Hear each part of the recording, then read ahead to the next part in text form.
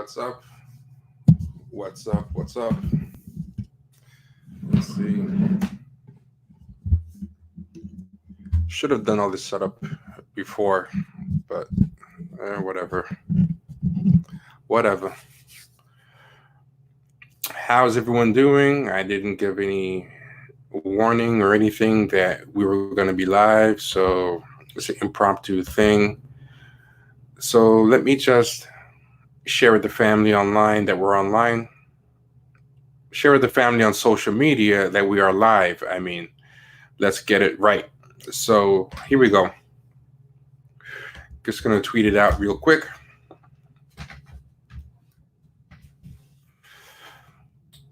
How's everyone doing? I don't think anybody's probably in the room right now because this was not announced.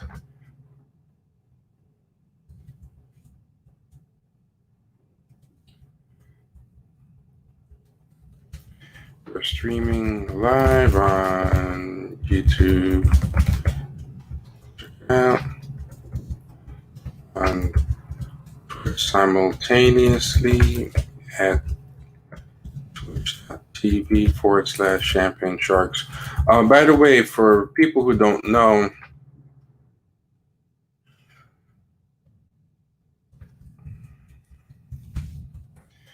talking about America's Next Top Protester and more. All right, so there we go. Done. And that is that. Oh, people already up in here. Hey, Terry Hines, how you feeling? Anon No Names, how's it going? Void 912. Damn, y'all quick on the draw. A lot of people already popping up. Yeah, so anybody see any good movies while home? Did y'all see this crazy thing that happened in Bed-Stuy today? I'm a little bit torn about it. I'm going to show it. I'm sure y'all have seen it. Hey, GM Fair Play, how you feeling?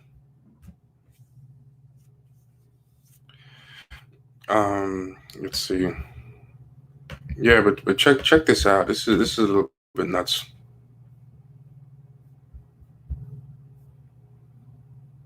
This happened in Bed-Stuy.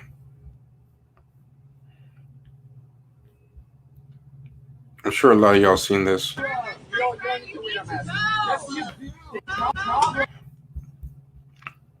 I'm not sure the full story behind this. I don't know how many of y'all know the full story behind this, but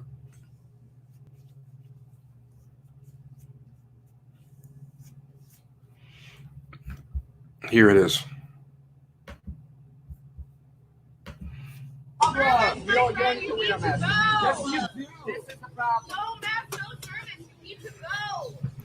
Black Lives Matter. No, he would never take this out. You need to take this out. You need to leave. You need to take this out. Yeah. No. Yes. This is for establishment. This is for workplace. No. Stop So harassing her. it's a protest. It's a protest. It's not a protest. It's a It's protest. not a protest. It's a protest. You're I'm harassing making a me. protest. I'm No, making a this protest. isn't a Yes. protest. You're just Yes, I'm harassing making me. a protest. All lives matter. All lives matter. All lives matter. All lives matter. Shut up.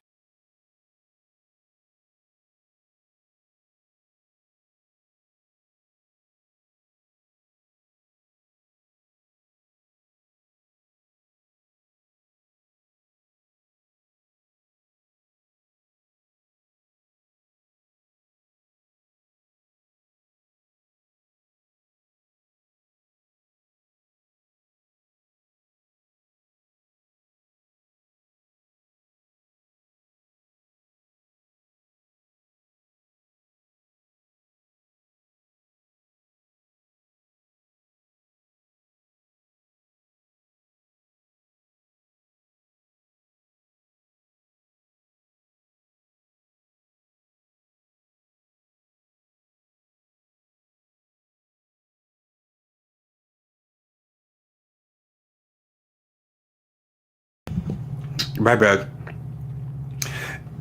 Duh. Yeah. So it said no body shaming, but that belly. Yeah, no, I'm a little torn the whole thing because the dude is racist and whatever for sure, and dude is crazy out of pocket. But at the same time, I think it's one of those um gentrifier coffee shops. I mean, I don't think I know it is. Just with a name like Burley, sounds like it's trying to sound like grumpy coffee. And I mean, yeah, they have a Black Lives Matter sign and everything, but it looks like it's in the bottom of one of those condos that those new constructions or whatever. So I'm a little torn. I'm a little torn on it, you know. Yeah. Yeah, sorry about the sound, y'all. There's a button on this that I apparently hit when I was moving the mic around. So that's why I was muted for a second. Yeah, so yeah, I'm torn on the whole deal. But at the same time, dude needs to get his jaw rocked. He has to get hit in the face. He can't just be popping off like that. So I don't know. Like I'm not super sad for the place, but I still want him to get rocked in his jaw. That's all I know. Um, yeah. So, but I mean, it's crazy that it's happening in Bed-Stuy and nothing's happening to him. But it probably also shows how gentrified that pocket of it is. You know, where a dude can just talk like that and be really, really comfortable.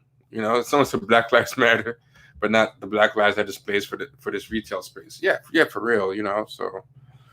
Oh, G Rock, thanks for the donation. I forgot it can be donated. Yeah, yeah.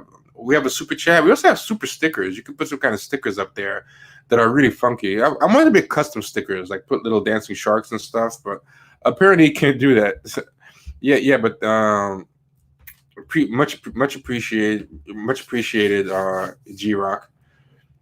South Central Watts Compton in the building. Yeah, Tim Soder, I sign info, get free. How y'all doing?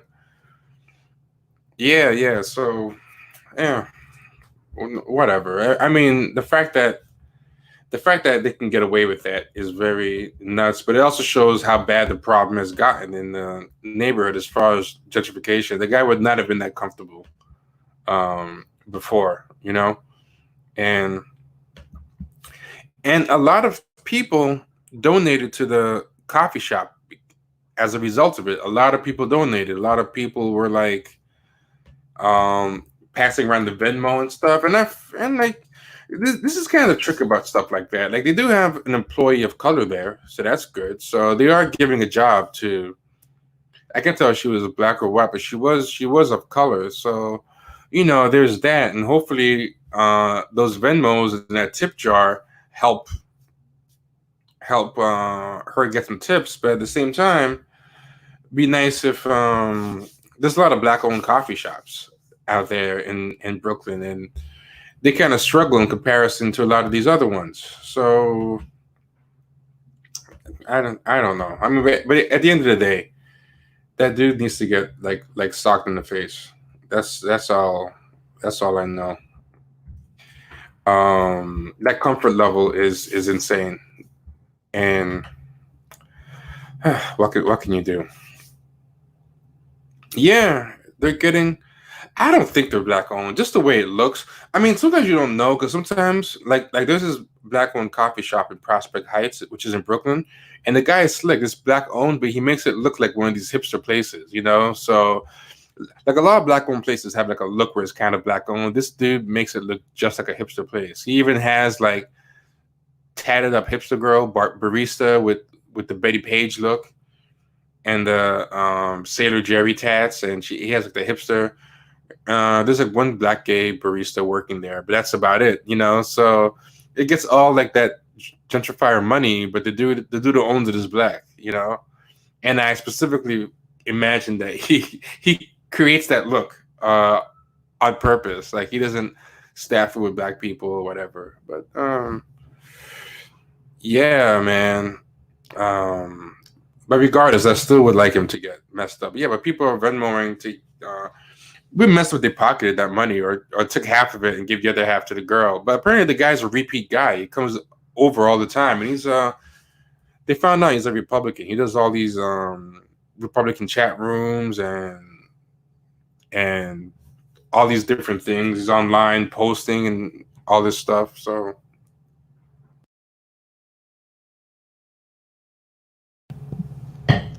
we have a good turnout for something that wasn't announced. One of the things I want to talk about is America's Next Top Protester and how all these places have these people are fighting. Like, they want it to be like a repeat of 2014 and 2016, where I think there's two things that are happening. People are fighting to come up off this next protest, like they don't want to be left out. And but the problem is there's not really a lane for that anymore. There's just not. Uh, so then there's something else that's happening where I think people are just like, if I can't hijack this protest, then I'm just gonna go full mask off and just shit on the protest. So there's a lot of people just making the whole discourse not about the justice, but how black men are centering themselves in it, how black men aren't protecting black women. They want to make it about that poor girl who died, Toyin, the girl who was estranged from her parents, ended up getting killed by some random black guy. They're trying to make it about, hey, like black women on the front lines protesting for black men, and look how black men can't protect us. So we're having this talking point that's been going crazy. Protect black women, can't protect black women, protect black women. Black men are the oppressors of black women, and just going on and on about it. And what I feel is like, I feel like these people are in a state now where they're like, yo, we can't take credit for this thing. So now let's take credit for being excluded or from this thing, you know. So that's how we'll take credit for it, by having this thing happen independent of us, but it's being hijacked from us or something. Because it's harder with this protest to pretend that, because their favorite line is, "We're on the front lines for you. We're doing this for you," but it's not really working this time because everyone has a camera phones. People see who's on the front line. It's none of these blue checks or Black Lives Matter people.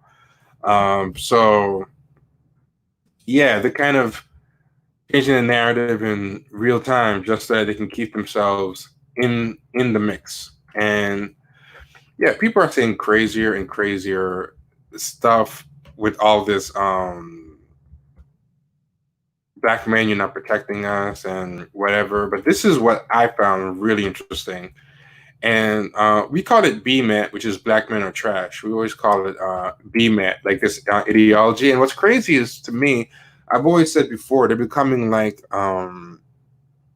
incels, but with black women, black queers, and white sock puppets. Like they're just like white male incels, but like that. And I want to make clear, and I've said this before, like most black women, most black queers are not like this at all. They're not like this in any shape or form. This is a very specific group. And like I've said a million times, when black women or black queer people get mad at them in the comments and attack them too, they show you in a heartbeat that they don't give a F about them either. Like they're just kind of using them as shields or mules, basically. Like they don't really have much love for them either. They're just using them as convenient shields. But I mean, the only thing these people really have as an animating principle is that they hate black men for whatever reason, and they really, really, really hope to be chosen up on by a white guy, basically, because they have a lot of heat for white women and straight black men, but they don't really have a lot of heat for they don't have a lot of heat for black. I mean, for white men. They're always going easy on white men all the time. So I mean, that shows right then and there what they're about. But I want to pull up some stuff real quick.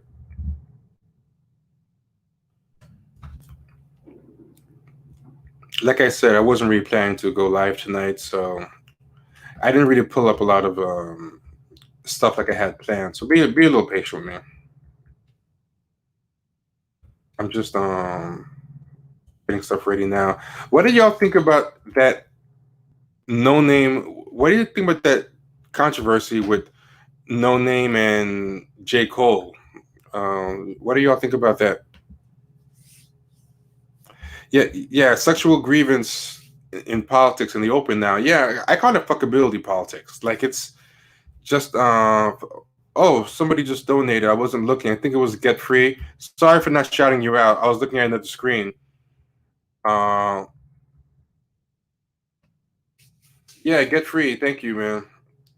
Oh, you're doing infinitely better than all the MSM rejects out there. You're essential in these times. Much appreciated. And by the way, if anybody donates and I don't shout you out right away, because I'm not looking at the screen, I'm pulling up something. So yeah, but much respect. Yeah, so we have super chat now. If you guys want to donate to the cause, help us get some new equipment and stuff like that, you can drop it in the super chat, or you can also do a super sticker, which puts a cool little sticker in the chat. Yeah. So yeah, the talking points are crazy with this. And this one I find interesting. A lot of these people that you'll catch are straight up trolls. You can tell that they're trolls. That they're not even white. I mean, they're not even black. You can tell that they're straight up trolls. But a lot of these people, you can also tell are 100% real. And even when it starts off with a troll, a lot of real people will hop in. A lot of real people will hop in and jump on board. That you can clearly tell are real. You can go on their page and find that they're real. And I'm gonna give you some examples so you can see, right? Because it's really crazy. I'm gonna give you some examples. But the first thing I want to show is our girl Candace Owen. This is how I know it's gone a little crazy. Our homegirl Candace Owen is at it. Let's see if I can find her. Yeah, here we go. I don't know what No Names. I don't know what No Name's response was. I didn't see it. I'm not crazy about her. She seems like she has a Killer Mike thing going on, but from Tumblr. Like I feel like if Killer Mike is like right now like the Joe Rogan of rap, like Joe Rogan, the last thing he reads is always like the most mind blowing thing he reads, and he's always dropping some basic bro politics, but it's like mind blowing each time. Like I feel like Killer Mike is like the rap version of that Joe Rogan thing. I feel like No Name is like the Tumblr version of that. Like someone introduced her to a couple of Tumblr reading lists, and now she's doing all the usual Tumblr-esque black politics talking points. And what turns me off about it is like you figure out your politics in the off hours. Like we don't need you making songs and working out your politics in real time, because as someone who's had to work out their politics through reading and stuff like that, you're going to go back and forth. There's like a little dialectical that happens, and you're going to be all over the place. You're going to be all over the place. And it takes a little bit of time for the dust to settle. You're going to read one thing that blows your mind because you never read the counter argument yet. And then when you read a couple other things and you realize, oh, that first thing I read was a good starting point, but it needed some balance from this. And, the dialectical happens and you kind of end up somewhere in the middle or elsewhere altogether. But yeah, I mean, her book club is very Tumblr 101 from what I can see. And a lot of people are just going crazy for it. And I'm like, I'm glad that you're trying to educate yourself. But she had been doing some missteps and some problematic things apparently that she was called out on. And she's like, yeah, I want to learn. And then once you say on Twitter you want to learn, a lot of these people just rush in, these social justice influencers, because they want to kind of get credit for rehabilitating you, or they want to get you into like the cults. I didn't start giving you like all the books. And now she was talking to she was talking to what's his name, Boots Riley, and he's talking about like labor or whatever, and then she's talking about black men and protecting black women, and what about black trans? And I'm like, okay, they've already got in their head that she's bringing up black trans because, and I've said this before, like there is no black trans a murder epidemic. There's just a black murder epidemic, and that includes trans people because in the neighborhoods and the areas where the black trans people are being murdered or killed, whatever, black people are getting killed in that same rate who aren't trans. But white trans people are having the survival rates of their white non-trans counterparts. First off, I can't say white trans people in the same neighborhoods because white people trans people aren't in the same neighborhoods. Those people are in black neighborhoods, and so it's like helping black lives get better is going to automatically help those trans people's lives get better. Like the idea that you have to make this a priority right now is that that's a problem that we as black people have, especially like millennials with the politics, is that they can't just focus on one thing at a time. They haven't even crossed the finish line. Like you don't really see Latinos and stuff do that, or other people like, hey, we're fighting for immigration and whatever, and then they haven't even gotten one victory yet in their immigration fight, and they're like, well, what about machismo? What about all the wife beatings in the Latino community? What about trans Latinos? What about this? What about transphobia in Puerto Rico? Like they don't do that. It's like one thing at a time, Because I don't know why people need this. That's a great question too. That's like that Malcolm X clip, like when Malcolm X says, "Why do we have?" Yeah, I mean it's a bunch of stuff. Yeah, I heard about this thing, something like Afrofest, some kind of fiasco, and she became woke. But see, someone said this. Yeah, she's intersectional talking points. But here's the thing: why would you, even if you want to listen to a celebrity, like say you want to listen to a celebrity, why are you listening to a celebrity that blatantly admitted they've just been in this for 2 weeks? You might as well listen to anybody. Like, just find anybody on Twitter that have been into it for 2 weeks. Like it's kind of like when celebrities recommend restaurants. Like there's a Chinese restaurant in my neighborhood, and when I first moved to Brooklyn a long time ago, I was here before gentrification in living around Bed-Stuy, Clinton Hill, Fort Greene. I've been living here since the 90s. There was a Chinese restaurant. Everyone would say the same thing. Yo, Spike Lee eats at that Chinese restaurant. It's one of these bulletproof glass joints in Brooklyn.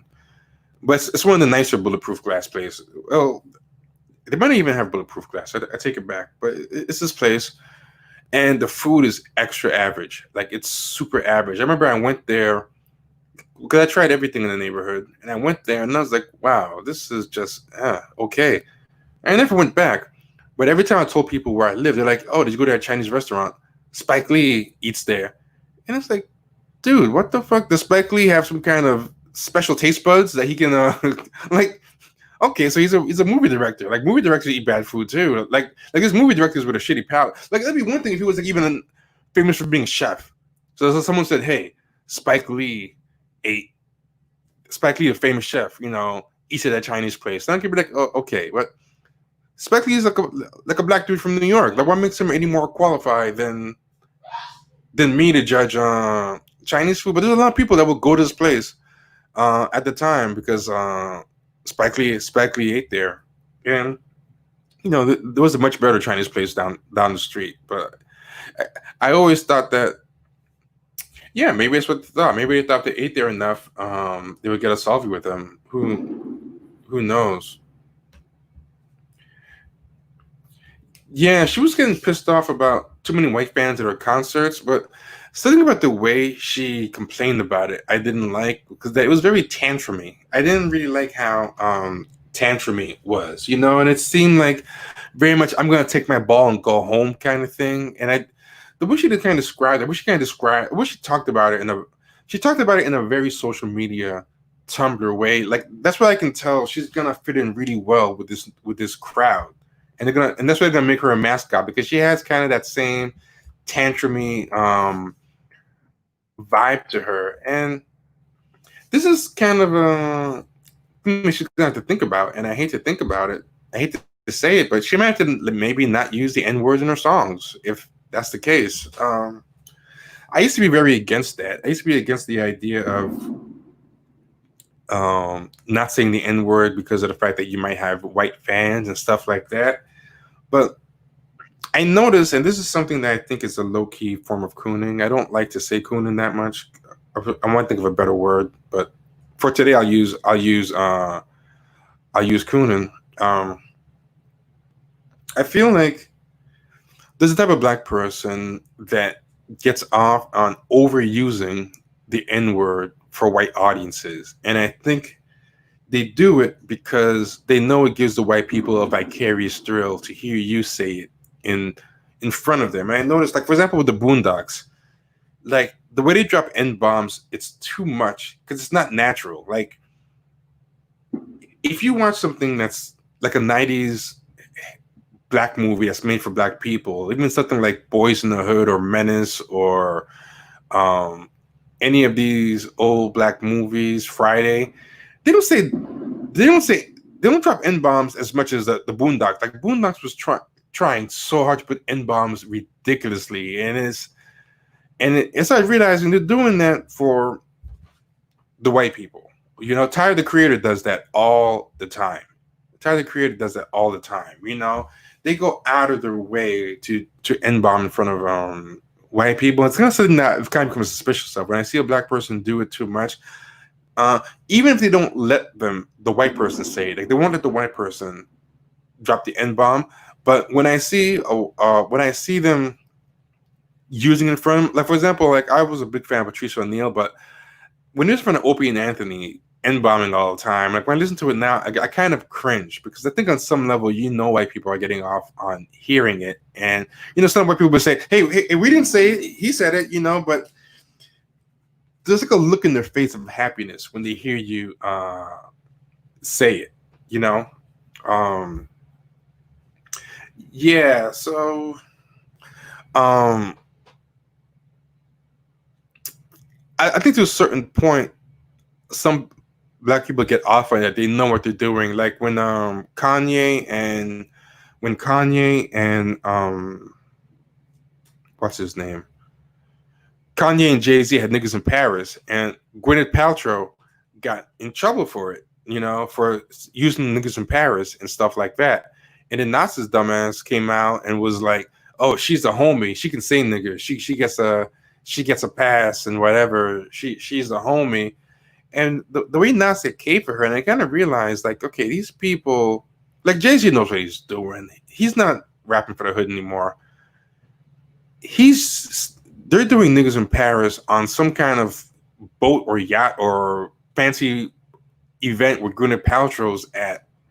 At some point, I think there's got to be a little bit of responsibility. Like, why are you making a song called "Niggas in Paris" and performing it in front of rich white people? Like you're basically like daring them to say it or attempting them to say it. You know what I mean? Someone said I didn't know Nas did that. Let me show you. It's very cringe. And I always looked at Nas a little bit differently after that. But let me show you. It's really cringe. And I get what's problematic. I get what's problematic about what I'm saying, because whenever I hear a white person say, "Oh, if we can't say it, then you shouldn't be able to say it," then out of principle, I want to say it because I want to be like, "Hey, I'm not gonna stop it because you told me to." F that. So and I think that's like a nice conundrum that they've trapped us into. They've put us in a place where, out of principle, we don't want to stop saying it because it's almost like trying to tell you if we can't do it, you shouldn't be able to do it either, which is bullshit. But at the same time, um, if you keep using it and making it sound dope, it's like you're basically playing a part to keep it alive. I think it's kind of silly to act like it doesn't contribute because I mean, but let me here we go. I'm gonna show it real quick. This is Nas's L.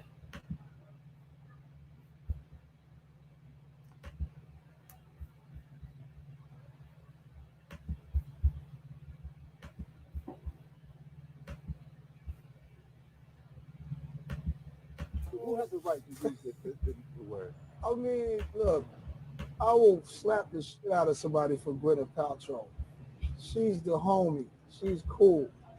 If Gwyneth gets a pass, yo, real people get a pass, man. We know what this is.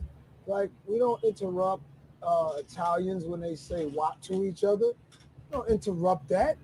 They're gonna punch you in your mouth. You interrupt. First off, that makes no sense because how often do you see Italians say "wop" to each other? I mean, that's not even like a current slur, but like I don't really see Italians call each other slurs in front of black people. I've never seen Italian call each other "wop," "guinea," or anything in front of me as a term of endearment. So I've never been like. So what he's saying doesn't even make any sense. I want to rewind that. It makes zero sense. Yo, real people get a pass, man. We know what this is. Like, we don't interrupt Italians when they say "wop" to each other. We don't interrupt that. They're gonna punch you in your mouth. You interrupt them. Don't interrupt us. And we pick and choose. Some of us will get more angry about it, something than others, But some people. Now here's the other thing. He's saying we get to pick and choose. Like we pick Gwyneth Paltrow to be able to say nigger, but who picked her? Because the people who are getting mad at her for saying nigger are other black people.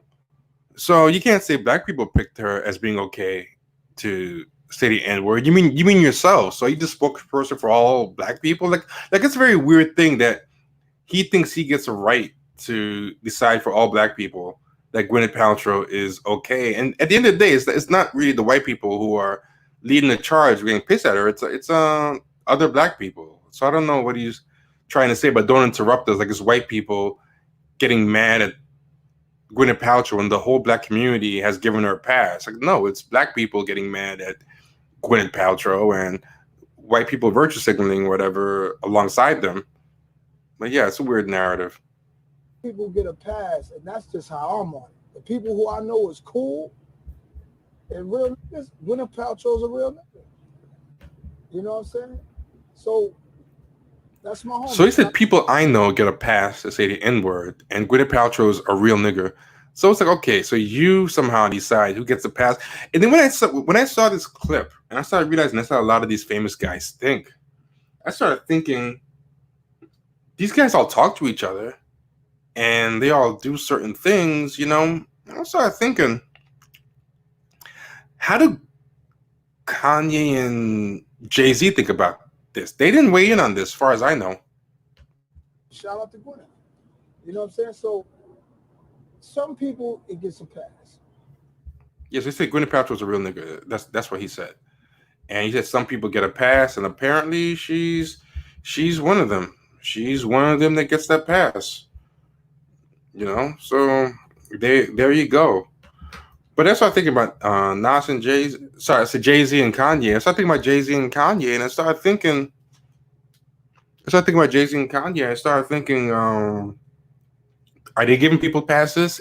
Is them performing that song, knowing that it's going to be bought by mostly white people, the album, performing it in front of rich white people, and I'm sure they see all the white people singing along, I'm sure they see all the white people singing along. Yeah, I've never gotten Nas being deep. I've never gotten that. Yeah. I mean, I guess she's been friends with Nas. I don't know. I guess that's what got Yeah, I don't know. That's not realizing, like, they like part of what Gwyneth Paltrow likes hanging out with Jay Z and Kanye and going to their shows and probably is friends with Nas is they give her an explicit pass to say nigga. I mean, Nas isn't smart enough apparently to lie about it. Jay Z and Kanye just shut up and don't say one thing or the other. Nas was the only one for some reason, but I'm glad he said the quiet part out loud. So that's how I'm realizing, like, yeah. So I don't really like using it that much anymore. When I know there's like white people listening, because I started realizing it's not about respectability or whatever. I just start realizing, like, I don't want to give people that vicarious thrill. Like, I think to a lot of white people, they enjoy the idea that you're saying it for them. That's what the Boondocks. I started realizing how much N bombs people are listening to every half hour, and like, white people will be cracking up, loving it. I started realizing, like, that's what they're really getting out of this. They really, really like it. I already know Sly is a big Nas fan too. I signed info once. I mean, Nas is a great lyricist and stuff, but I just don't like when he tries to drop any type of knowledge. I'm not crazy about we just try to drop knowledge. But you know, um, I had an interview with Rob Delaney today for the podcast. If you're not a subscriber to the podcast, go to patreon.com/champagne sharks. Put that in the corner. And we were talking about that. We were talking about, like, he was saying how he doesn't say the N word in songs anymore and stuff when it's playing. But he was honest. He said, like, back in the days when the song was playing, I would say it, and that's like an old Chris Rock joke, right? And then I asked him, I said, okay, but when you're by yourself and there's no one else around, do you say it to sing along with the song, because there's no one around. And I thought that was, and what I was thinking about with it was, if you're saying it by yourself and there's no one around, it's like the tree falling in the forest. Doesn't matter, But I think a lot of people would get mad if he didn't say no, like they would say, oh, you have to. But to me, I'm like, if you don't say it out in public, if you don't say it out anywhere, then whatever. But then you guys also think, is there responsibility on the part of the guy making the song? Because when you get a certain point, your audiences are white. Frat houses are going to be playing this song. Whatever.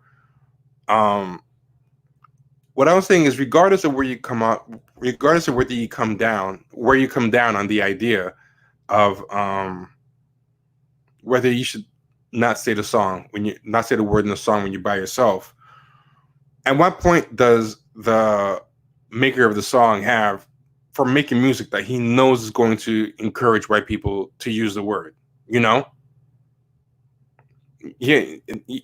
Like what? Like, you can't make a song sound really dope, and and the word nigga sounds good in rap songs. Like, you can't lie. It does, and you just keep throwing it out there. And like I said, I really believe a lot of artists specifically put it there to give white people a thrill. I no longer believe this whole thing. Some artists, I believe, are just doing it for other black people, and the white people are an afterthought, or white people weren't expected to get into the music. But I think there's a lot of artists who, they know their audiences are primarily white. They're aiming for primarily white audiences, and they're putting it in there primarily to give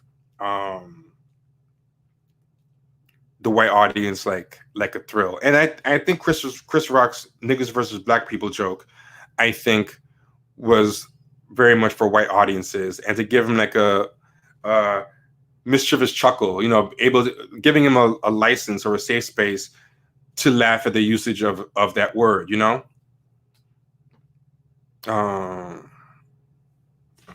Yeah. So the whole thing with No Name is like her complaint. I get her complaint, but I mean that's the nature of mainstream music. So like I get it, but the idea of trying to tone police a whole crowd of white people, or like I don't like this is my problem. I didn't give her her solution that she wanted.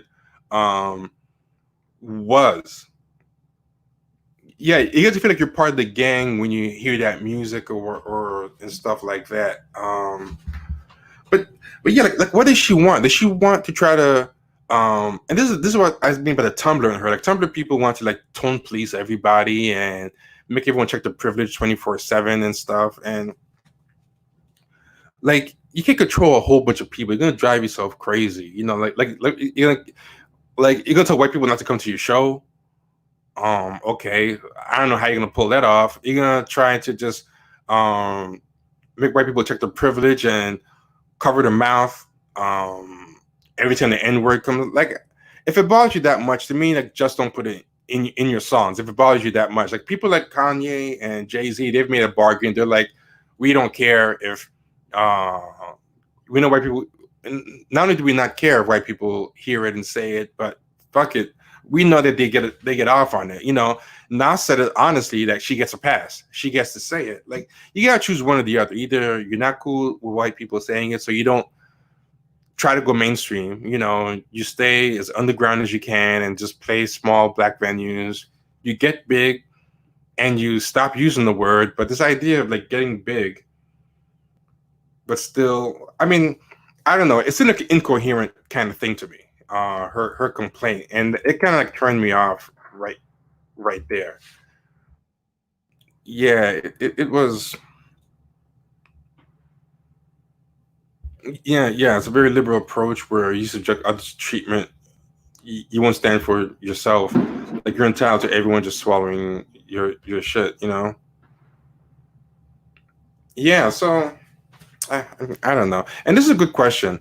Do the black artists have responsibility to the black listeners who don't think white people should say it or not? And you know, I mean, Nas apparently doesn't think so. So, you know, yeah. And this is a great example. Like you know, Atlanta rap minus a few rappers for Atlanta. Like that's made for other black people. But here's the thing. Here's the thing else that I noticed, and I really noticed this, man. I feel like when black music is made for black people, they use it less. I've been listening to a lot of my old rap. You know, like the stuff that used to go gold. It was when he made for New York. You know, old Big Daddy Kane albums and Nice and Smooth and stuff. It was like maybe like one or two N bombs on the whole album, if any. You have there wasn't really that many. I feel like as rap got bigger, it got more N bombs. Like I think it's something to be honest about. That a lot of it is for white people. You know.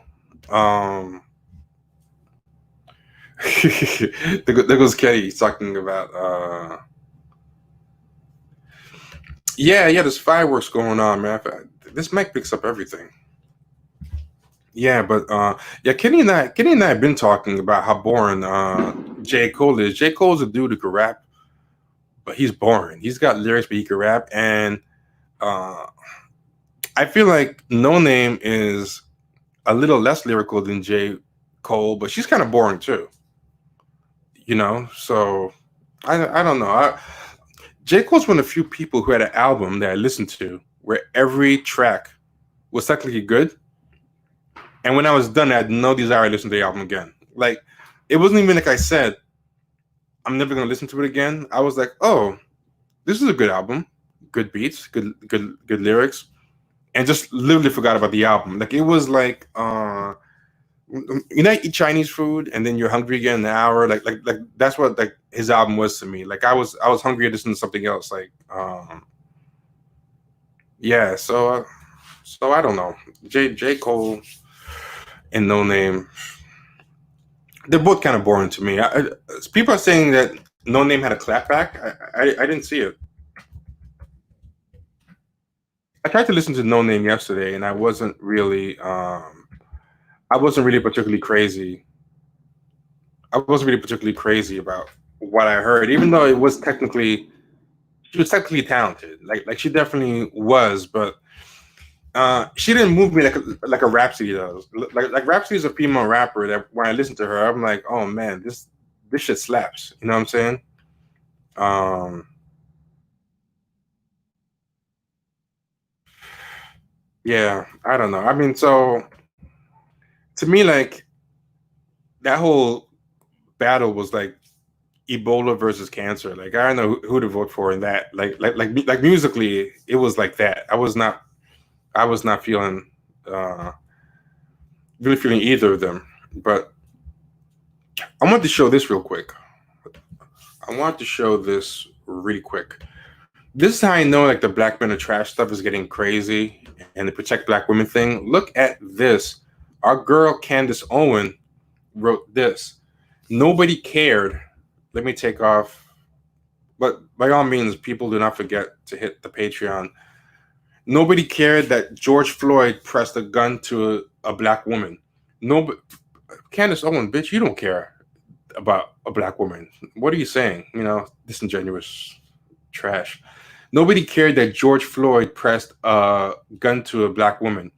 Nobody cares that Rashard Brooks beat a black woman. For those defending those women, I've had black men threaten to assault me and call me a whore. Black culture is broken, and it's time we stop blaming white people. So her old method was black people are trash, stop blaming white people. Now she's kind of realized, hey, within the black community, there's this black men are trash thing. Let me change it to black men. So she's kind of altered her plan. And now she's made it about black men are the problem. And she's sounding like a lot of these fake intersectionals now, you know, and I find that very interesting that we've reached a point where Candace Owen has even realized the power of BMAT, you know? Yeah, it's nuts, man. Yeah, it's I was very taken by that Candace Owen now has realized, and people have put up screen caps of people on 4chan noticing the language and the tenor and practicing like the talking points so they can do raids, you know? So yeah, that's really interesting how crazy it's getting. But a lot of these people are going nuts. I'm gonna show you some other stuff out there about all like how mainstream this stuff is getting. Like people have been telling me that they've been seeing this stuff in their real lives. People have been hitting them in real life with this black men don't protect black women stuff, black trans, no one's protecting them, and I've done a show about this, but there's this video that's pretty good. That's better than what my show was. Um, this guy broke it down. It's by this guy called Nuance Bro. So not a great name. His name is Nuance Bro, but he has an article with the black trans epidemic, and he broke the whole thing down about with numbers. But black trans people die at about the same rate, if possibly less, than straight black men do. Like they just die at that same rate. And the black trans epidemic is not really about so much. This is what the real takeaway from the black trans epidemic is. And you can look it up yourself. You can look up the numbers. You can crunch it. You can go to this Nuance Bro black trans epidemic video, search it on YouTube, and duplicate his methodology or challenge it to see if it doesn't work. But this is what the big takeaway of the black trans epidemic is. And I've long said this, and he agreed on it on his own. I don't know what his politics are. I have no idea. He might be conservative, but sometimes conservative people are the only ones who talk about this stuff because even if they're doing it for the wrong reasons, they're doing it to own libs. They're the only ones motivated to talk about this stuff. But the real takeaway from the black trans epidemic is that straight black male death is so normalized that people will step over thousands of dead straight black men to pick out the black trans bodies. And that's kind of deep. That's what I think the real takeaway is. It's not that Black trans people are dying at epidemic levels, it's that straight black men, their death is that normalized, that once you give people an extra identity of being, say, trans or something else, that's kind of what's needed to make them matter. I crunched the numbers, and last year, 20 black trans men died. You can go trans women died, about 20. I think one or two of them was definitely tied to a hate crime. There was definitely one. There was one that was tied to a hate crime. But this is what I did. I searched all the names. I picked out the black ones. They were almost all black. There were like maybe 4 or 5 that weren't black, which is, being that black people make up like 30% of the population, and then I don't know how many of that 30% are trans women, to make up like 20 out of 24 is like insane, right? But there was like 1 or 2 white trans people. There was 1 white trans man. I remember that. The white trans man was a cab driver. And then 2 of them were Puerto Rican. And the 2 Puerto Rican ones were definitely hate crimes. Like the 2 were explicitly, the 2 Puerto Rican ones were definitely killed. This is the 2019 numbers. Were definitely killed because they were trans. And that's what I find interesting. That's what I'm saying, that you don't really see the Puerto Rican or the Latino community go on and on about cis hetero Latino men are killing Latino trans. Like they don't do it, which I find interesting, because there was 2 Puerto Ricans and both of them were killed for that reason. But out of like the 24 or whatever, it was all black trans people. But a lot of them, it wasn't found who the killer was. There was no proof of motive of homophobia or whatever, or transphobia. And what was also interesting was, like I said, there was 1, maybe 2 that were a black man killed a black trans woman, and the motive was transphobia. I think one person was sleeping with a trans person and didn't want it to get out, or it did get out, and they were like ashamed of it, and that was one. And I don't remember what the second one is, but a lot of them were killed for just shit that black people die for in the hood. Like, they lived, if you look at the neighborhoods where they lived, there were high crime, high murder neighborhoods. Poor, right? There were poor, black, and high crime neighborhoods. And I forgot what movie or what show it's from, but say niggas die every day be. Like, I pulled up the crime stats for each of the neighborhoods that these people were in, and it was scores of black men dying. So this is what I found was very interesting. If you have scores of black men dying in each of these neighborhoods, and you're going into each of these neighborhoods, cherry pick the one trans person that's dying to say it's an epidemic, it's almost like you're saying, and this is where I think a lot of it is, I think a lot of people think, if I could join another group, and I call this the compound black theory. We talked about this with Frank Wilderson with the Afro-pessimism episode. I think a lot of people think that they know black is on the bottom. Black is no good. Black doesn't. Yeah, sorry, Cameron Paid in Full. I couldn't remember where it was from. I know it's from a movie I saw. Yeah, niggas die every day, B. Like I think that's the attitude with Black Death. But I think a lot of people, the appeal of being black in something else is that it pulls me out of that bottom caste. If I'm intersectional, I think this is why intersectionality is so popular. If I'm not just black, but I'm black and a woman, I get some of that feminist protection. This is the weakest crew. This is the weakest clique, the black clique, But if I'm part of 2 groups, if I'm black and I'm a woman, maybe that other group would give me protection, and maybe I could even cross over. Like if you notice, like a lot of the Black Lives Matter women, they're 3 black Lives Matter, there are 3 black queer women, and they've all kind of gone over to feminist stuff. One of them has just become a straight up editor for Ms., and she doesn't talk about black stuff at all anymore. The other one writes on some girl show in the writer's room. She's represented by CAA, talent agency, and just writes chick shows now. And there's no black characters on the chick show, right?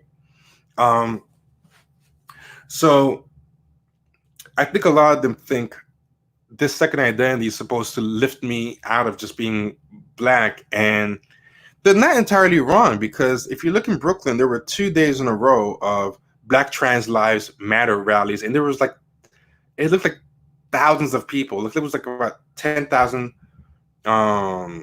people. Yeah, and yeah, I call them compound blacks. Like, the more things I could add to being black. If I'm queer, disabled, trans female, black, that will give me some kind of value, as opposed to just being black. When you're just black, nobody cares. You're shit. You're nothing,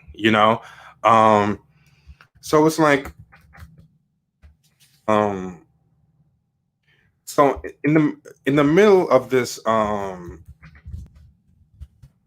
moment that we're in with this police brutality, in the middle of this moment that we're in with this police brutality, you have all this stuff happening. But I want y'all to see this, and they're not wrong. Look at this.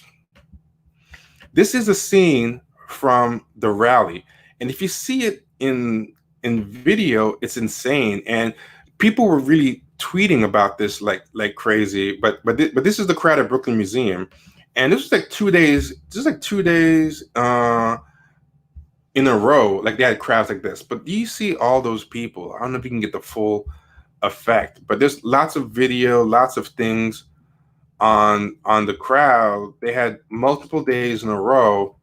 Look at this.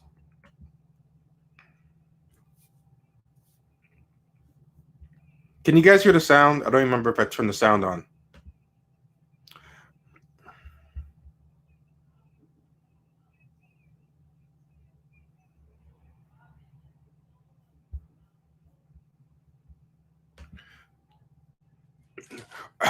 Were you guys able to hear that? I don't know if you guys were able to hear that. But also, look at this. Look at all these white people coming out for it. Like, it's insane. All these white people coming out for it. But at the end of the day, like, hundreds, the high hundreds, sometimes close to 1,000 black men die every year out of police brutality. We've had 20 black trans deaths, and very few, if any. There's a recent one, Tony McDade, this year in 2020, but a lot of them are dying because of degraded black life. They're dying because they're black. They're dying because they don't have the protections. Their families are throwing them out. There's a lot of dysfunctional families, but a lot of reasons why the family is dysfunctional is because of white supremacy. Like, that our families kind of end up in messed up places a lot. But what I'm saying is this. So you have 20 black trans people who died last year.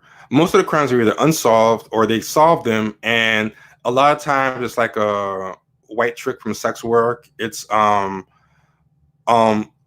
was one black trans sex worker who died in Central Park last year. She was killed by another black trans sex worker. Sometimes it's that. Sometimes it's over money. It's over drugs, which is a lot of the same things that black men are dying for in the same scenarios. Sometimes the black trans person wasn't fully transitioned. There were some cases like that. So then what happens is, was the person in that case being killed because they're trans, or because they still register to the other black person as a black man at that time because they're pre-transition, and black male life is cheap. Black male life is the cheapest life in America. And I'll tell you the truth. Look up these for yourself. 2009 trans deaths. Run the numbers. Check your neighborhoods. Check and go to Google News, because these things came out 2019. Check Google News to check for updates on the stories. And a lot of times when the people get arrested, the reason why they ended up dying, at the time of the stories, there's no motive or whatever. But when someone does get caught, a lot of the times, the fact that they're trans has nothing to do with why they died, except for the fact that, a lot of times it's because of dangerous sex work. A lot of times it's because of being in a poor, high crime-ridden neighborhood, drugs, like pathologies that visit them because they're black. Now, white trans people still have the protection of being white. They far outnumber black trans people because white people far outnumber black people, and they're not having these problems. But when you look at all the literature that's going out, to protect these trans people by gay organizations, LGBTQ organizations, they really lead off with, black trans people. We have this for black trans people. But then you look at the charities on the brochure, and it's just regular gay charities. You go look up the gay charities, and they're not doing anything specific for the black trans people. They might have one token charity at the end of their presentation or on the site that, specifies in black LGBT things. But really what they're doing is a lot of bourgeois middle class gay organizations, predominantly white. You check the boards of these organizations, they kind of realize that their whiteness protects them, that they don't really have the same level of problems as black trans people. And they also don't have the same level of problems as poor white gay people. Like, poor white gays have legitimate problems. They're runaways, they're forced into sex work, they're abused by their family members, or thrown out. But these bourgeois gays don't really care about that. They care about a lot of times bourgeois problems. So it's like using the black trans as the poster children gives them a cause to raise money around or whatever. But when you look at where the money's going, they're not really going to these things. And a queer person came at me this week on Twitter, and they were like, they were talking these talking points about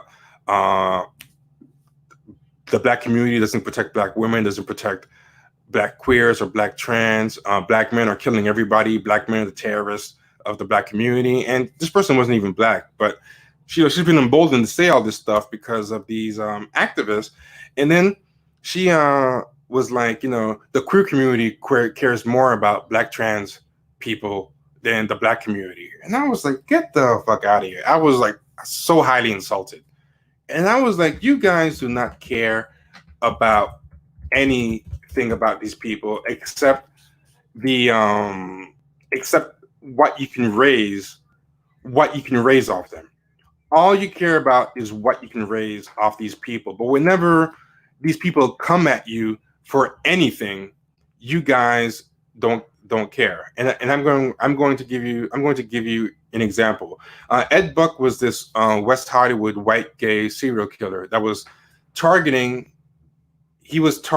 and coming at black men. He was targeting poor, disadvantaged black men, loading them up with drugs, and then killing them. And he was able to get away with it multiple times, and nobody cared. Nobody cared. And black protesters started protesting about why there's no justice for this. And this is how Ed Buck's neighbors treated the queer black people. No more peace. No more peace. No more peace. We said that fuck. If a black man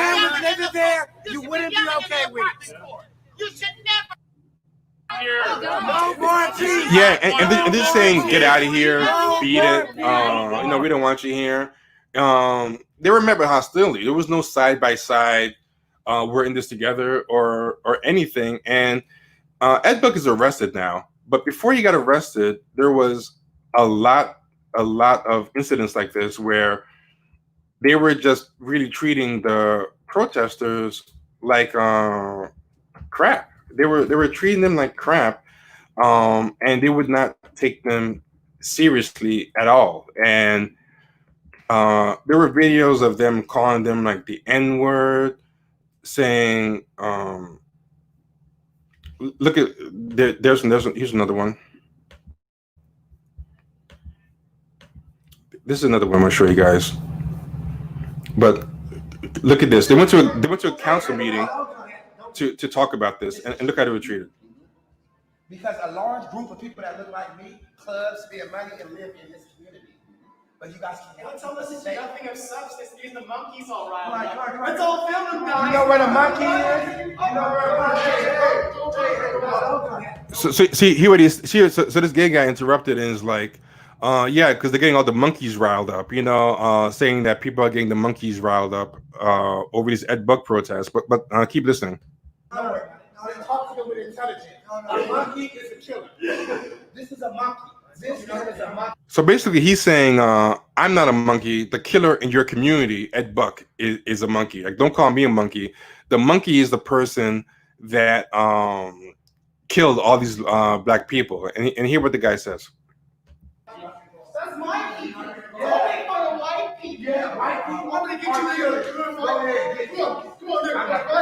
I can fight you with my brain. I can fight you with my brain. So he dropped the N-word and he's doing ebonics and making fun of him and stuff.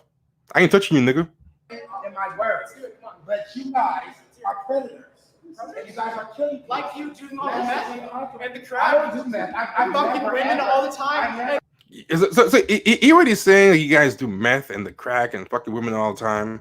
And the I crap. don't do that. I'm fucking women all the time and strapping them in fucking nowhere with nowhere to go. Like what fucking welfare? Fucking idiot. You know fucking nothing. I've been around homeless people for fucking months. You're all fucking losers. You're all fucking losers. I've been servicing homeless people. You don't use your resources. You do fucking nothing. You don't teach yourself anything. You do fucking nothing. You're on the street, so you don't teach yourself.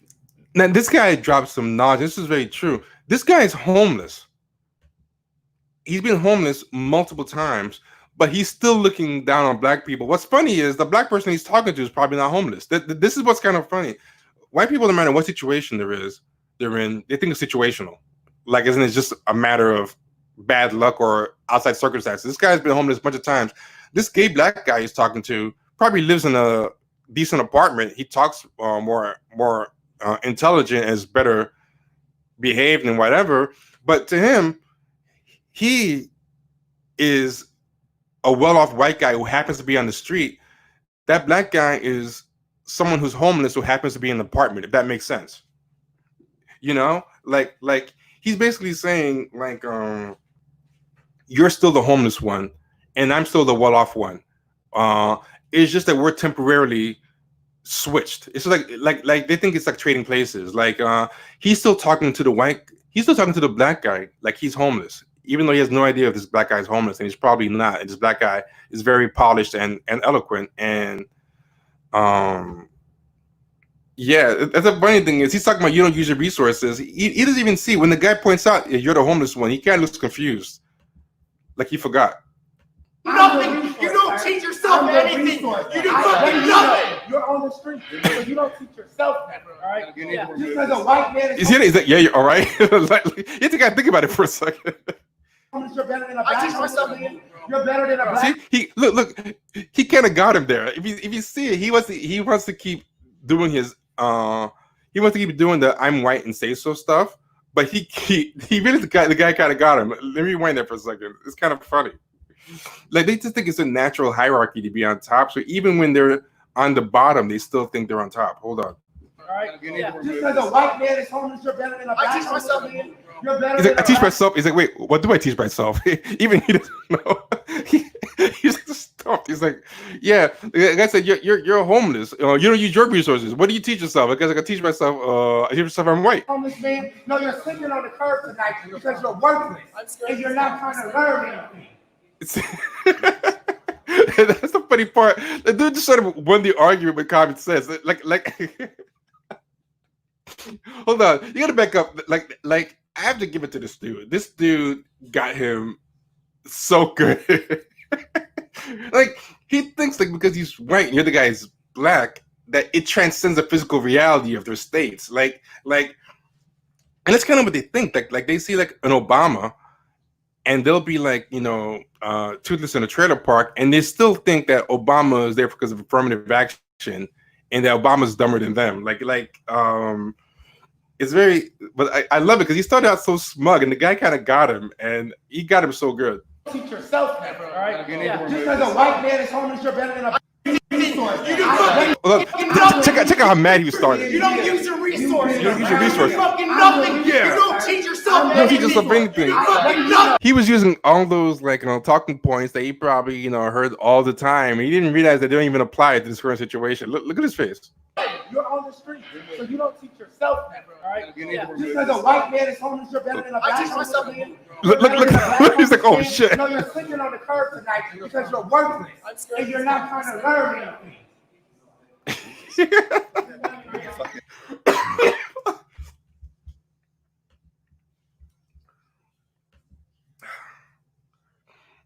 Yeah, the psychological wages of whiteness. Yeah, I forgot who wrote the psychological wages of whiteness, but that's a book, right?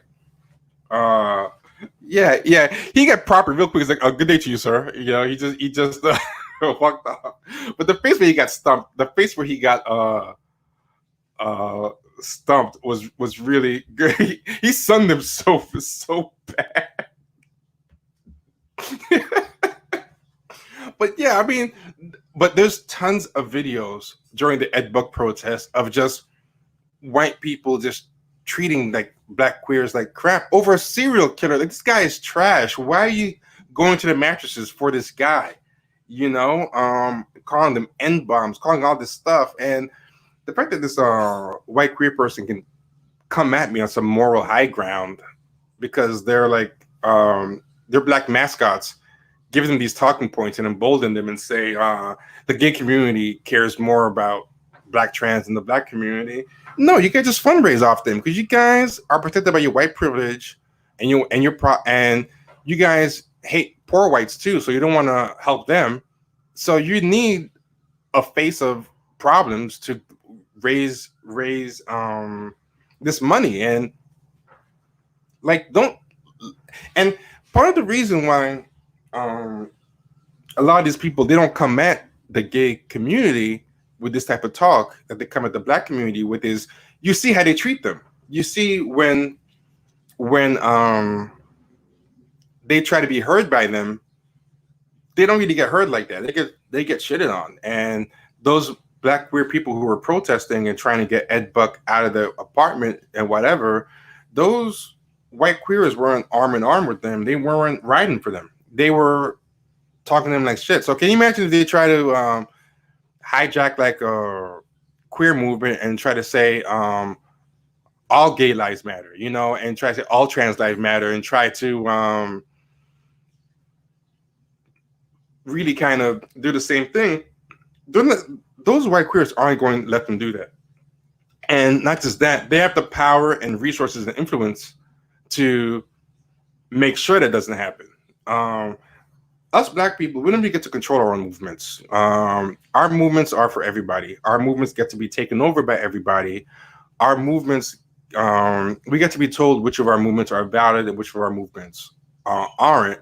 It wasn't black people that decided that Black Lives Matter was going to be the top black charity to listen to. It was white people, basically, So, yeah, it's funny. You don't use your resources, like the homeless man said to the well-off man. It was, God, I wish I could find that guy. That guy sunned him. It's so funny. I don't think the guy realized how well he sunned him. I don't think the guy even realized how well he sunned him. That's the funny part. Like, because it was like a delayed. I don't think either of them realized how well the guy sunned them. Like the guy got a delayed gut punch from the sunning. That was a thing of beauty. But anyway, Candace Owen now is adopting these talking points. I find it really interesting that she's adopting these talking points now. I find it very, very funny. But here's something else that I saw today. This is how bad it's getting. Some white woman posted this today. She set the whole Twitter on fire. The whole Black gender war thing started again.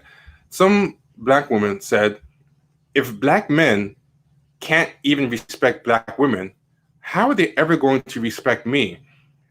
This is honestly, she mistyped, putting a lot of things into perspective for me. So now you have a white woman coming up doing these kind of talking points, right? Which I found funny.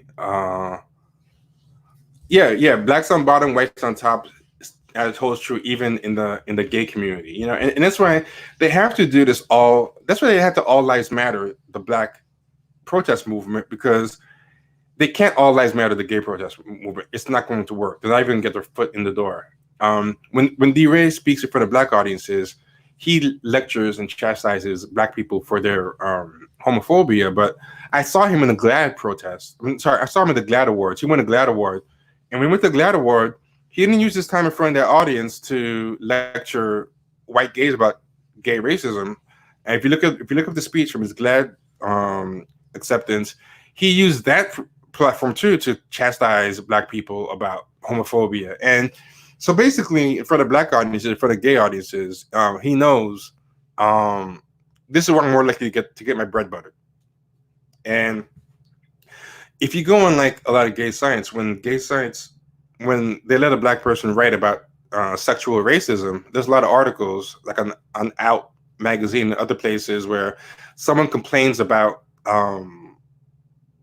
racism, like no rice, no chocolate on Grindr and stuff like that. The comments turn into like the alt-right, like a lot of those gay guys really go in, like stop whining, you know, it's just a preference, like all the and right-wing talking points. They'll talk about age rates in the black community, and they'll get really nasty in there. Like they're not having that there. So that's that. But yeah, so this girl said this. She said, and then this black girl did this. This is really greasy, right? This black girl came in and said, I'm just going to leave this here in response to the white girl. And it was some Reddit post about, and this is the Reddit post. The Reddit post goes, I am 26 female, and white, and my husband, 32 male, is black. I just found out that he is posting online about how our daughter, 4 female, is too black and not mixed looking enough. Long story short, we have a good relationship, but I've known from the start that he doesn't really like black women.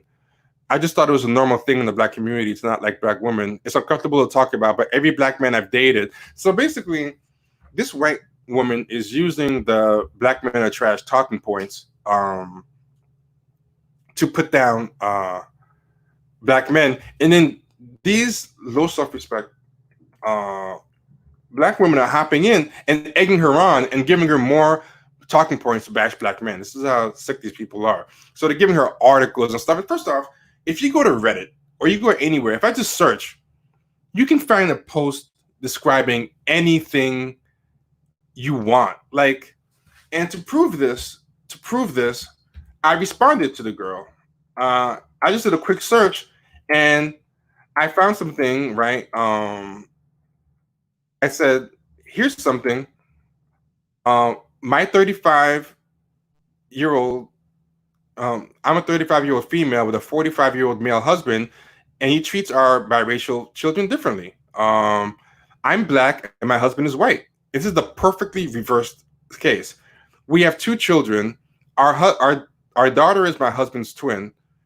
She is very pale, has straight hair and Nordic facial features. My son's a little darker. His hair is wavier and his features are more ethnic. My husband is in love with our daughter, she's the older one. From the moment she was born, and catered to her. Our son is a totally different story. As my son got older and developed more color, he seems shocked at how much browner our son was than our daughter, and he had disappointment in his voice. And she goes on, anything my daughter asks for, he gets her. He goes out of his way for our daughter, while our son is left in our shadow. He will bring the daughter to various outings, and he'll claim he didn't bring our son because he's fussy. He's only 3 years old.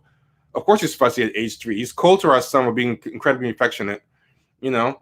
And then she says, I've tried to rationalize this to myself. And she kind of admits, she says all this stuff. She doesn't want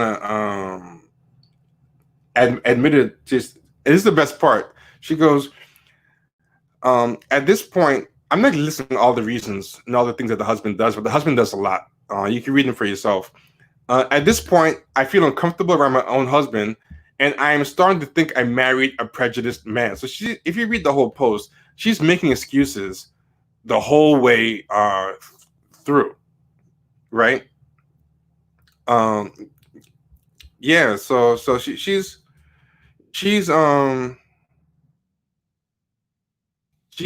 reading this thing the whole way, she's denying this in the whole way through, you know? So basically, she's as shameful as the black guy in her own way, but this also kind of goes against the idea this is a uniquely black male thing, right? So then I posted that, and then they all started making double standards for me, you know, where they're trying to say, oh, you know, it's different when it's that case, you know. So they all started making excuses and whatever, and then I was like, how is it different? It's the same thing. And then I started posting more examples.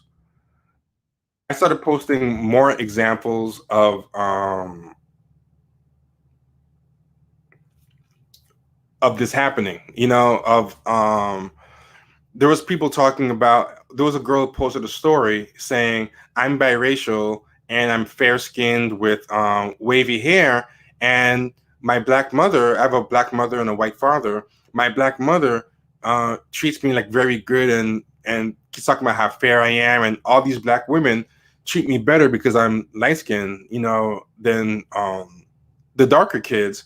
And I realized that I get better treatment from it, but especially from black women, including my mother. And the two things, everybody started going crazy. They were like, no, that doesn't happen, or it's different. And then I was like, why can't y'all just say anything bad about white men? But they can't do it, no matter what. The one thing they're not going to do is say anything bad about white men. But the reason why is because they're not really doing it to protect black women. They don't care about black women, not at all. What they're trying to do is, for some reason, they want white men, but think they need some kind of lofty justification for it. I don't know why, but they feel like they need some kind of they can't just do it. They can't just go out and just stand in the square and just say, I'm going to do it. So what they have to do is they have to make these lofty reasons. They have to like say everything is like black men are so bad, they're driving us to it, but white men treat us so much better. So they can't ever admit when a white guy does something wrong. So like these girls are like, oh, that's a different story. But I'm like, okay, but can you admit that white men are bad too? Because this white man's doing the exact same thing you complained about black men doing, where you were saying to the point that, you know, black women can't be with black men, and they kept just trying to find all these reasons not to admit it. Or I'm like, okay, can you admit that this black woman in this story by this biracial girl was colorist? And the difference with that article about the biracial girl, it wasn't a Reddit post. That was an article with the girl's name in it.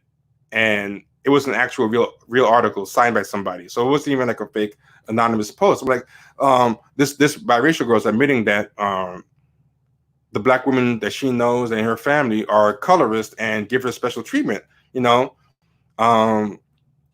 and she still couldn't do it, right? But I'm gonna show you some real craziness, right? I want y'all to see this. This came out today, which I thought was very interesting. This woman is biracial. She's the one that kind of started all this today. And this woman said this, which it sounds fake as hell, but she goes, "I've talked to my husband about what our kids may end up looking like, and he's actually excited and doesn't care because he knows they're going to be beautiful regardless, because he's having them with me." This is her white husband. But black men with non-black women, child, and they love using like fake African American vernacular that is very kind of fake. It sounds like a white person talking, even though she's probably not. But I mean, I just want to show like how they view blackness. They view it in a performative, comical way themselves. This is what I'm saying. They don't really have a real connection to the black community. It's just a mask they put on and off.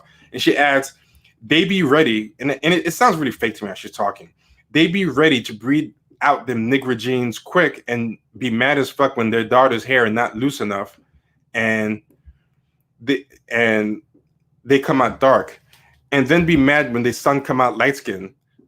Like, LMFAO, get a Punnett square, bitch." She's very weird.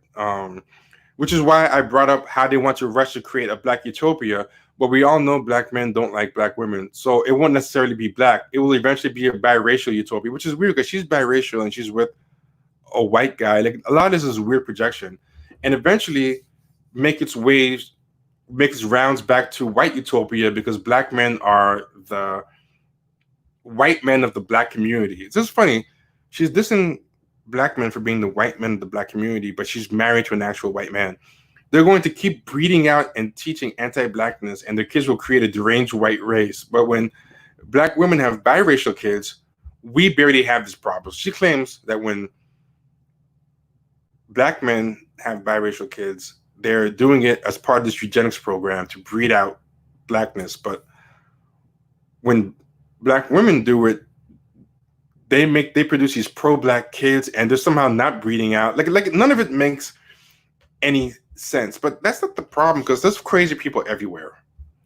There's crazy people everywhere. That's not the problem. The weird thing is that these people will find people to agree with them. So, she's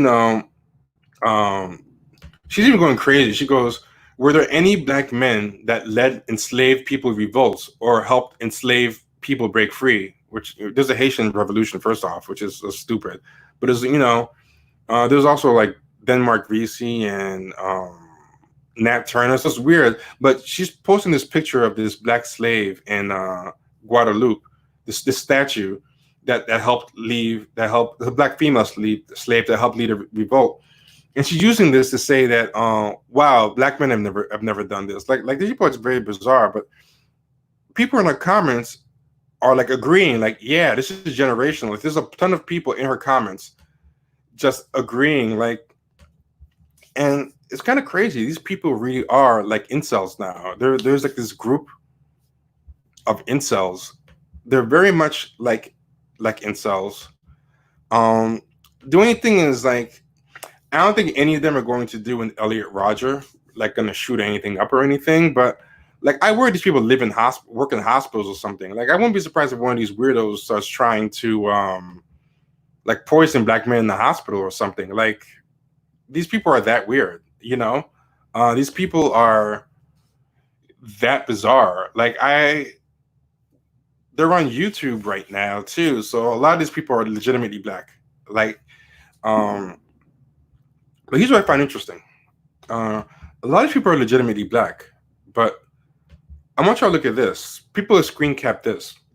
This is off 4chan. Someone found on 4chan and screen capped it.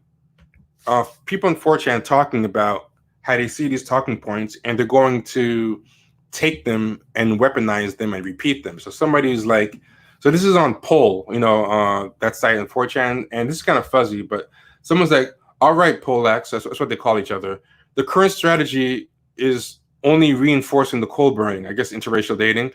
"They're just going to call us Nazis and will only inspire miscegenation." What he's saying is this current strategy of us as white guys openly being against race mixing is only making people race mix more because they don't want to see white people talk like that. It's causing a backlash. So he says that's where we need to take a more clandestine approach. This is from January 2019. We need to fight social justice with social justice. Let the normie leftists eat each other. Here's the plan. Black women hate it when black men date outside their race more than we do. We create fake black women accounts and share this on Reddit, Tumblr, wherever they are. Lonely black women who bitch about black dudes. We bitch about white beauty standards and the inherent racism, etc., in the YouTube comments and get actual black women to create an outrage.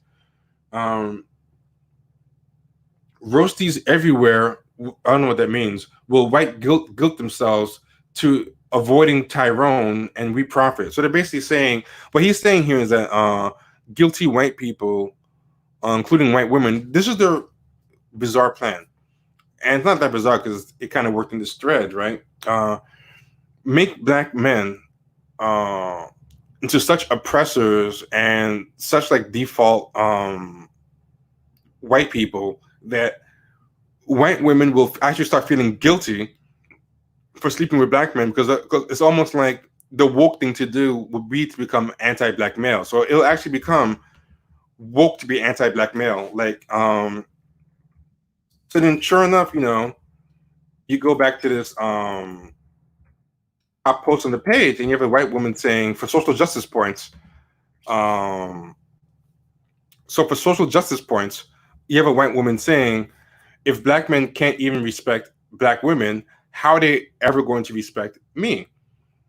This is honestly putting a lot of things into perspective for me. So now it's actually becoming like black men are so much the white people of black people. Now even white women are. They've created a world where punching a white woman dissing a black man is now punching up. You know, that's how bizarre things are. Like black men are like the most killed by police, the most in jail, like the most suspended and expelled out of school. And we have this weird world now where that's punching up, like a white woman for cool points. And so like I think there's this weird mix of white sock puppets from 4chan and all these people and genuine black women incels. And the one thing where I think the incels are wrong, where I think they make a mistake is I don't think that these weird black women encouraging this stuff, I don't think they actually want to date black men. Like they're not mad at they're not mad at black men for dating white women and not being on the market for them, because I don't think they actually like black men. I think their jealousy point is that they want to date white men, and they feel this weird kind of competitive brother-sister jealousy where they feel like, oh, why are black guys getting away with, in their mind, this is by their logic, more successful in their dating strategy of getting white people, but we're not. And that's where I think a lot of these incels are actually wrong. They think that these incel like black women are mad because they want the black men, but no, it's very different. It's slightly but this sad toying tragedy has become like their new thing. It's a very crazy thing. But anyway, that thread went out of control. Everybody went crazy. But what was really, really interesting about it was all the double standards. Like I gave him plenty examples of black women being colorist, of white men being racist to their white female partners, of black men beating and killing. Sorry, of white men beating and killing white women, and of white men beating and killing their black partners, and they did not want to hear or see any of it. Like they could not say one bad thing about white men, no matter what, because at the end of the day, their project is to hate black men and get a white man. So, but this is like the last thing I'm going to say about that. It's an interesting plot twist, right? I'm going to say this. It's really interesting. Somebody, it wasn't me, but somebody walked her into this horrible trap he walked into the trap so well. It was brutal. But somebody was talking about, you know, this girl ended up when you went to the white woman's page, all her boyfriends, all her partners are black men. All her partners are black men, right? So somebody asked her and walked her into this corner. It was a beautiful trap, the way he did it. He asked her, why do you only date black men if you're saying all this stuff? Her profile page said black women lives matter, not black lives matter, black women's lives matter. So he's like, you know, why are you saying this? Why don't you date white men? And this is what she said. I thought it was very telling. She said, because white men do not date white women who have dated black men before. I've stated this previously. I know there's a lot of other comments, so you probably didn't see. Like I said, it's a vicious cycle. After a white woman has slept with a black man, white men only see that white woman as a sex object as well. So she's basically saying that white men are so racist, so anti-black, that they won't even sleep with a white woman who's been with the black man. So to the point that she is like, and first off, why do they even have to know that she's been with the black man? That's a weird thing. She doesn't have to tell them, you know, but for whatever reason, she portrayed herself as being first rejected by white men and rejected by them because of their bigotry, their racism, and their misogyny. Like, first off, you have to be misogynist enough to think that you own a race of women, to, you know, that you're allowed to view a woman as damaged goods because of who she slept with, but also the racism. So why are you starting a thread bashing black men and how these black women have shown you the light about black men? Like, you're dating black men because white men are so racist and sexist. Thanks, Tron, for dropping the dropping some money. Thank you also, Walter, for donation. Much appreciated. Thanks, Tron. And I'll say something crazy, right? Ken said this: white men call white women who have been with black men mud sharks. It's almost like they lost the competition with black men. I'll tell you what's crazier.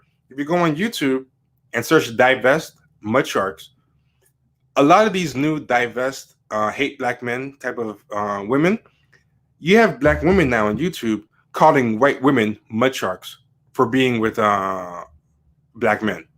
It's gone that crazy. Like it's the plot has been that lost now, where divestors and swirlers are straight up calling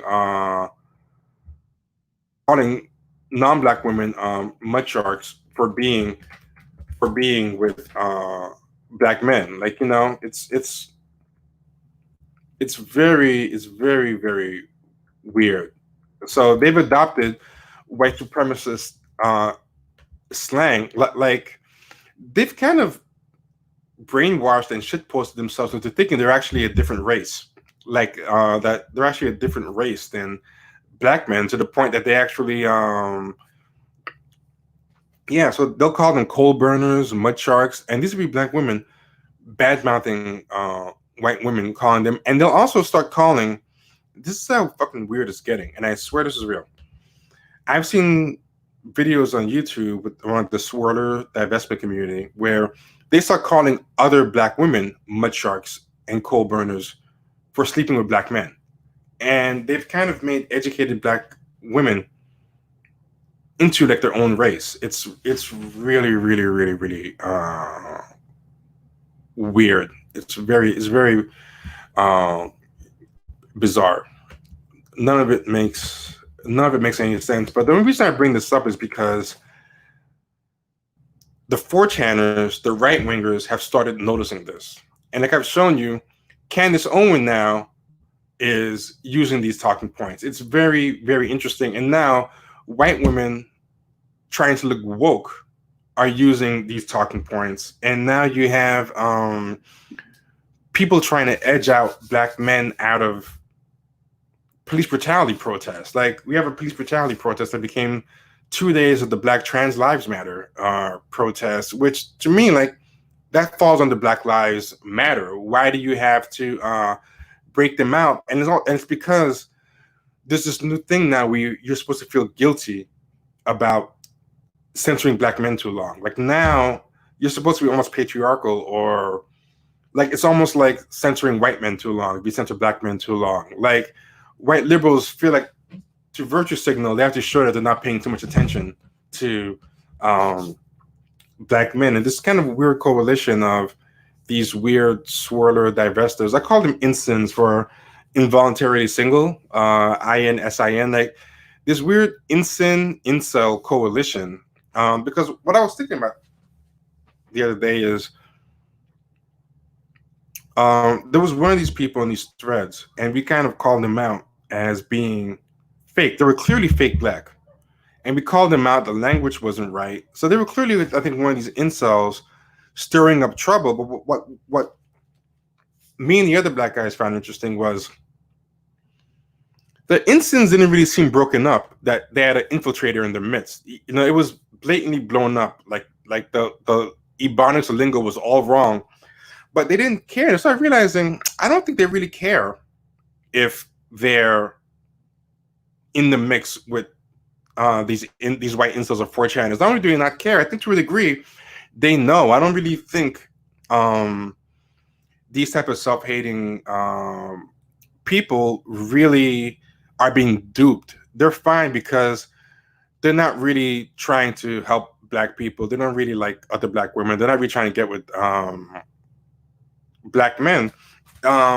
If anything, they'd be happy to end up even dating one of these white incels. And I think that's where Doja Cat kind of comes from. That's where Doja Cat, like look at Doja Cat.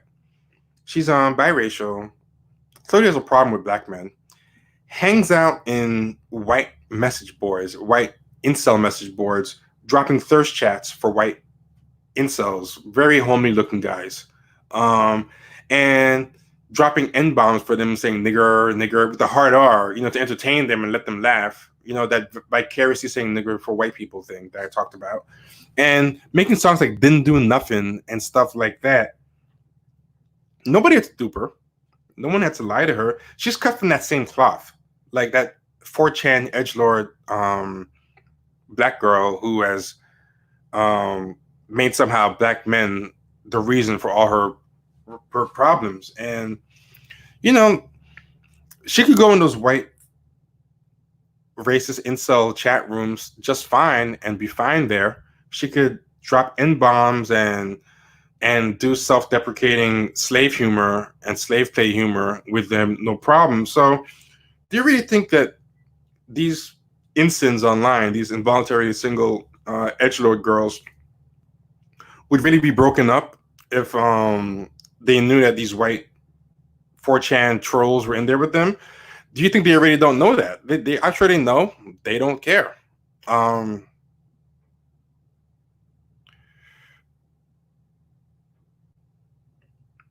It's get free. You're talking about something that I think applies to regular Black women. Like this, I think might be true for regular Black women.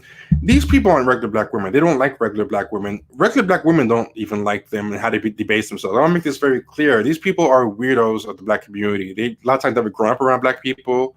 They don't know Black people.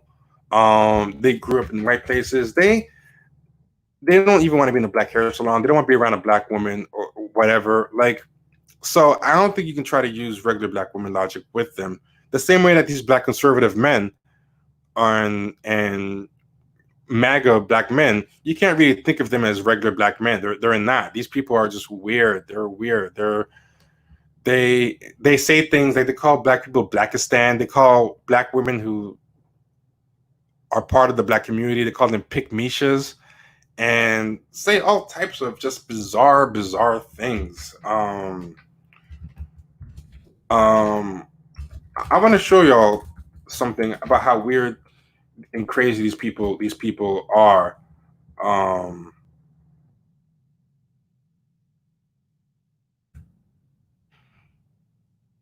I'm going to show you. I'm going to show you something. This is how weird these people are. Look at this. This is one of them on YouTube.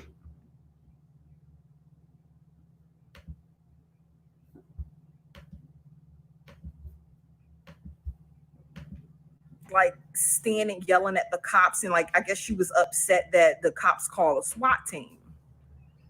First of all, why is there a teenage girl? She looks pretty freaking young.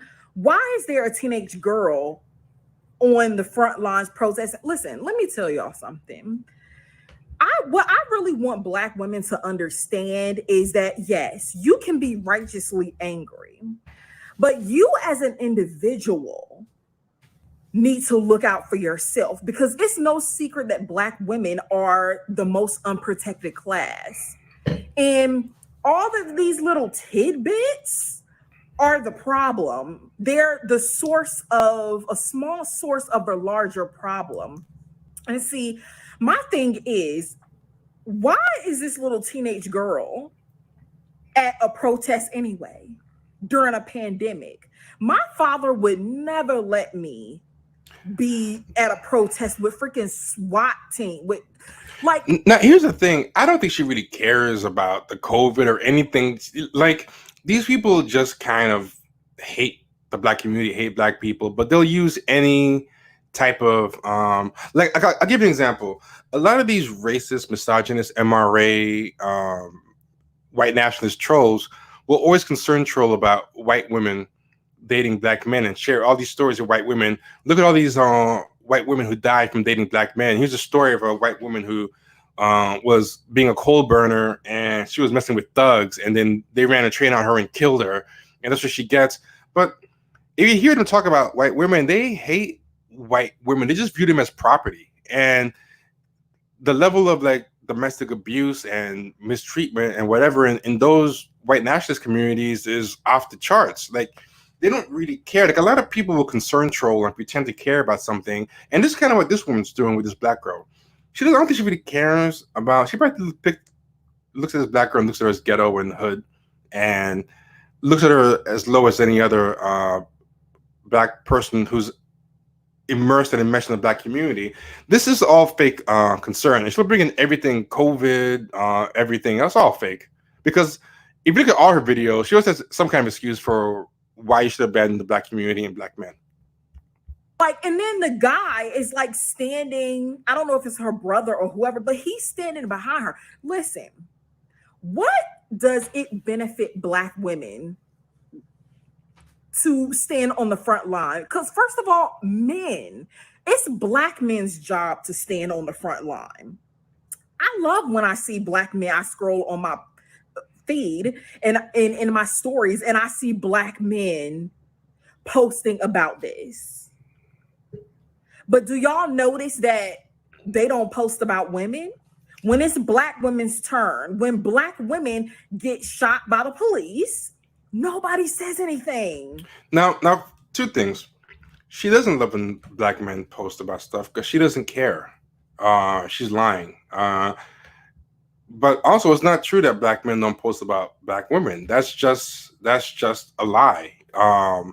A lot of Black men post about Rekia Boyd. If you look at the videos, we said this before, if you look at the videos of the marching in the street for Breonna Taylor, there was a ton of Black men there. There's a ton of activists on the front line. They're just making stuff up. They'll make up stuff in a heartbeat. And she posts things about, Black women, level up, get yourself like a white man, give yourself the best life. Like, it's just weird aspirational stuff. But sometimes she puts it in. But here is the craziest video. I want you all to look at this one. And the way I found this, I've been watching a lot of police brutality videos, and I've been watching stuff on Breonna Taylor, and I've been watching stuff about a lot of victims, including female victims who have died. And I think maybe some of these people are using female victims' names in their tags, but they only talk about these female victims to show how bad Black men are, how much Black men are protecting the women. So anyway, YouTube has started recommending me these videos, I guess because of the tags. But then I watched one of them, and once you watch one, then YouTube really starts sending you all these videos. So peep this one. She gets more transparent on this one. She keeps it really real in this one. Hey y'all, welcome back to my channel. Thank you so much for being here. Y'all, I really want to discuss why Black women need to be careful about demonizing the police, okay? And the one and only reason is because we need them, and that's period, okay? Sometimes we pride ourselves in being the most educated group, like this, that, and the third. We so smart, we so strong, we handle everything, we're resilient, we're beautiful, we're melanated, we're all of these things. Black women are so smart and so stupid at the same time, and I have been smart and equal parts smart and equal parts stupid too. But I'll just say this. So, I don't want anybody to be messy. Right now, I don't have, a huge following, but my following is rapidly growing. But this may get more popular amongst Black women in YouTube, maybe even a year from now when I'm not even thinking about this and don't even remember it. So I'm going to try not to be messy. But I've been seeing circulations on YouTube and even on CNN and things where Black women are advocating for the abolishment of police. I feel like Fred Sanford sometimes when he's telling Elizabeth, I feel sometimes I just shake my head when I listen to some Black women speak. Super duper educated Black women that went to the best universities, Ivy League schools, the best colleges, just smart women that just don't think. They just don't or they think so much. I'm sorry she's taking so long to get to the point. That they overthink the most simplistic. Her point's coming, I think. The most By the way, if you're enjoying this, please hit the super chat. Concepts help us get more on the planet. Listen, why do Black women think they would be okay in a society and in America where there's no police? Black women need white police officers to save you from Black men. There's no nice way to put it. Yes, Black people die. Black women die from police. We discuss, on my page, I've talked about Breonna Taylor. So many, Sandra Bland, Corinne Gaines, so many Black women have been killed by the hands of the police. But friends, it is a fraction of how many people, Black women, die by the hands of somebody they know, by the hands of not even necessarily die, but just abuse, children, little Black girls getting touched and molested. How many of you, I have friends. She's so disingenuous. She does not care. Relatives that have been molested, RAPED, that have been touched, all of these things at the hands of people that they know, and their family don't even support them. Their family tell them that they're lying. Their family tell them that, but don't blame other Black men for it. Their family tell them that, pray about it. Their family just make excuses, sweep it under the rug. What would you do without police? Really sit and think, Black women, about what I saw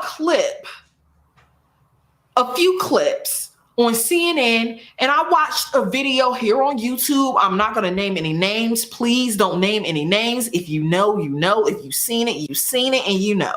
But I recently watched a YouTuber that I frequently watch. I love watching intellectual, commentary, especially from Black women. And they were discussing abolishing, why police should be abolished and why Black people should think about living in a space in an America where even she we knows she's aren't bullshitting. The way policed she's talking, by she white knows she's also people. bullshit. She's like, Listen, she's not let's talking like think somebody even logically believes what she's about saying. this, guys. Like, ladies, let's think logically about this. Do you honestly think Black men and women are capable of keeping you safe? Do you think Black men are capable of policing you in this very moment today?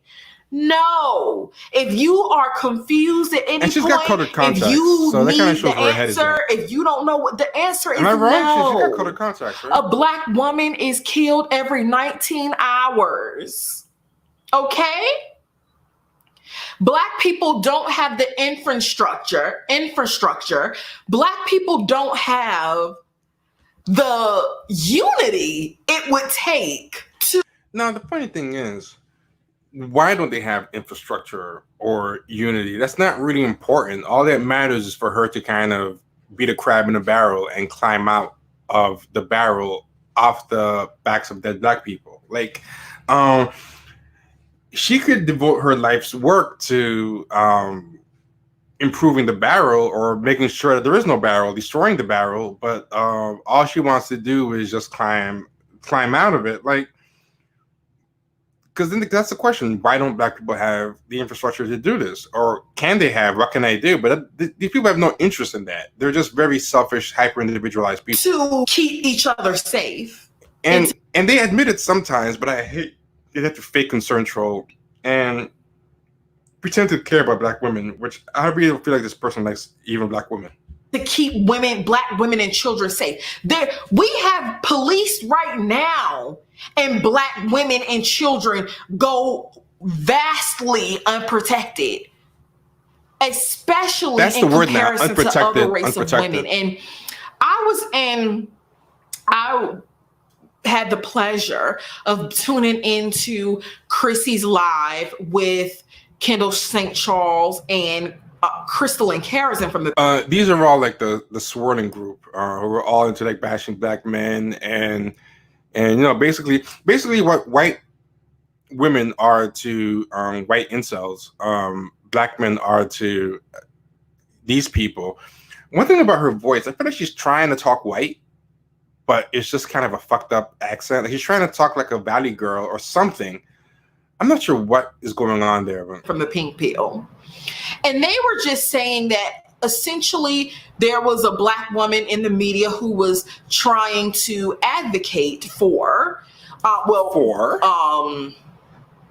Kendall St. Charles was discussing, she showed a clip from her private group of a Black woman who was advocating on the national news for us to think about not being policed by white police officers, and I guess, be policed by Black people, or just not have police altogether. And essentially it would, and I think Crystalline and her like kind of brought up the example of like Indian reservations, because Indian reservations, certain things you can't do is separate from the rest of society. Like, for an example, you can't. She's too long-winded. Like, there's more dumb stuff, but I can't jump to it easy, and she's just too long-winded. But Kenny's ruthless. Kenny said that's all right. You're wrong, Kenny. Don't.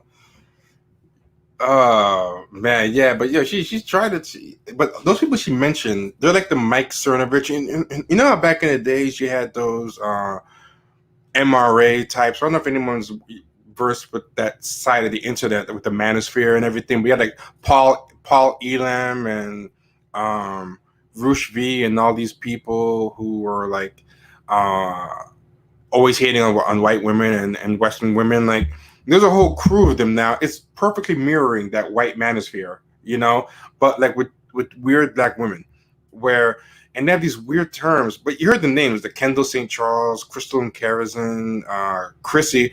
Some of my videos have had like weird trolling comments on them, and then YouTube recommended me a video by this woman Chrissy, and when I started seeing the video, I realized a lot of the weird talking points from the trolls in my comments were coming from this woman's videos.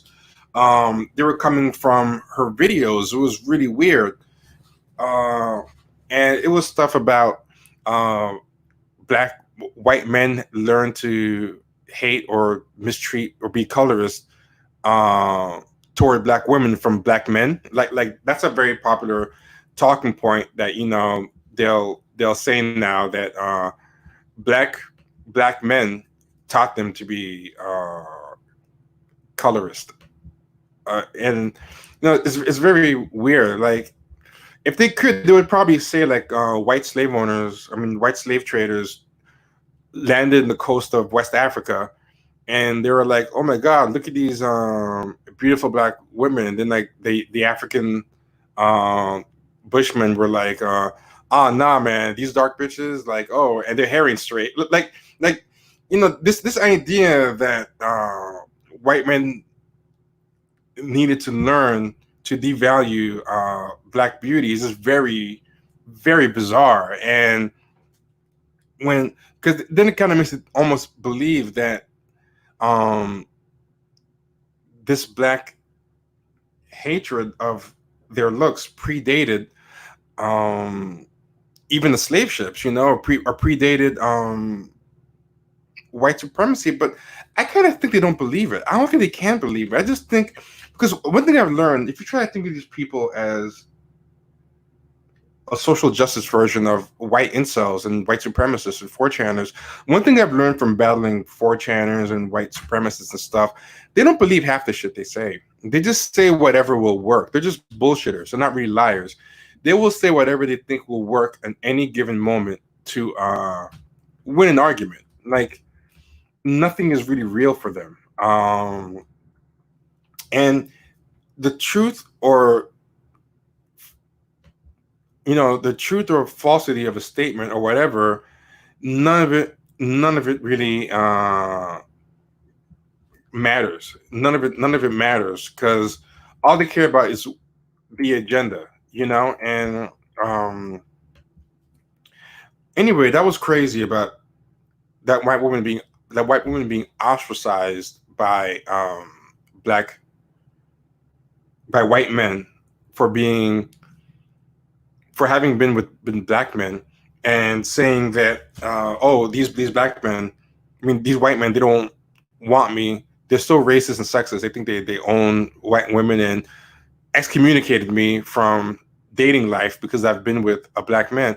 And all the incins, the involuntary singles who were in that thread were mum as hell. Like they weren't saying, "Oh my God, white men are trash too," whatever. Like this woman just straight up said how sexist, misogynist, and racist and anti-black that white men are. And there's two reasons they want to be with the white man so bad. They don't care if the white man is racist. And that's kind of the Doja Cat thing, where Doja Cat is happy making songs like "Didn't Do Nothing" and kissing racist white guys' asses, even like homely ones. But the other thing is too, these people have deluded themselves into thinking that they're their own race. So I've seen these people say things straight up like, "Oh, this person only hates black men." They didn't say anything about black women. Like I've seen them defend white racists saying, "Oh, that person only hates," like they really kind of believe that you can only hate black men and somehow not hate the women that produce them, or the people that they produce. It's a very bizarre.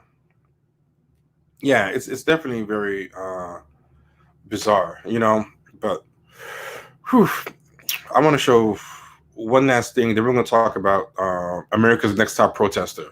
But the reason why I've been talking about this is it's marginally related to the protest, because for some reason these protests have upped this talk. And I think the reason that they upped this talk is because these people have nothing to gain. These people are narcissistic. They have nothing to gain from these protests. So the only thing they can do is use the profile to raise their own profile. So they're using George Floyd to and using Breonna Taylor as a way to push their black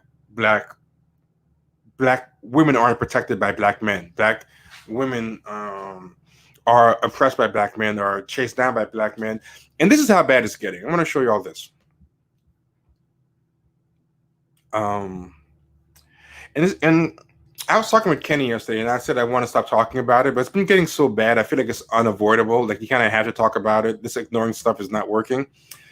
Fader put this up. Now, Fader is a music magazine, and it's like a multicultural urban music magazine. They're not really a black magazine. They're owned by white people, and I would basically best describe Fader as urban music. Oh, by the way, I want to show you all something. This is what your money and super chats help get. We reinvest into the show. I got a ring light. Check it out, y'all. I got a ring light now. So how do I look? We've been investing in equipment, USB mics to go portable.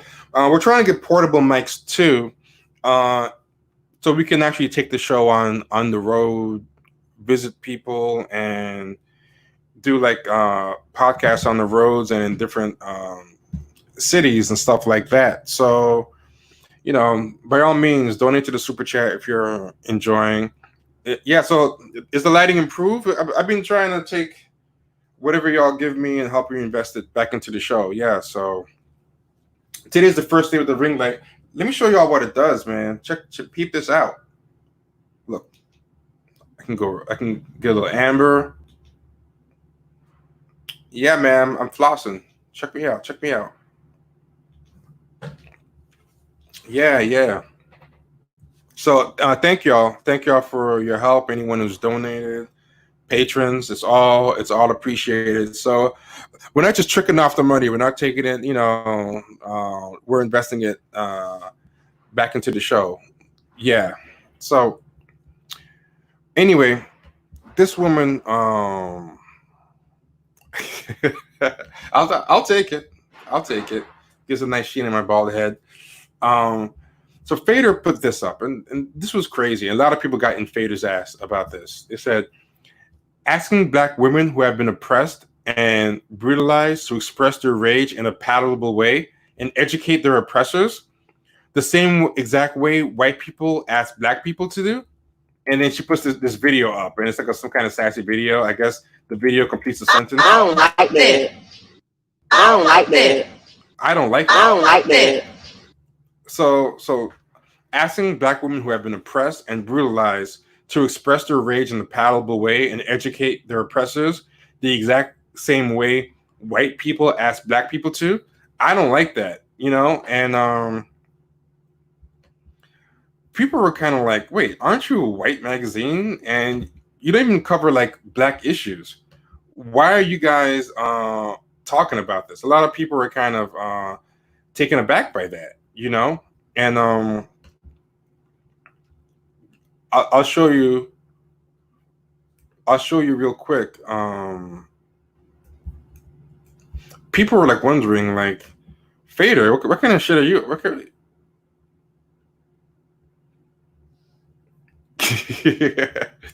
I'm laughing at Terry Hines. Yeah, but putting up crazy stuff out there, right? So a lot of people were kind of saying stuff. People were like, when exactly did Fader gain consciousness and become black, right? Leslie Lee III, friend of the show, check out Struggle Session. Someone put "This Is You" and put a picture of the white owner. This black woman said, "Who are you?" A white publication claiming are black women's oppressors, because basically trying to say that black men are black women's oppressors, and people are like, "What the fuck's a white music magazine doing saying that?" And then someone put the owners of Fader. This is one of the owners of Fader, and this is like two musicians, right? And then some black woman here said, yo, what part of the simulation am I in that Fader, a publication founded by two white men, is commenting on black affairs in this way?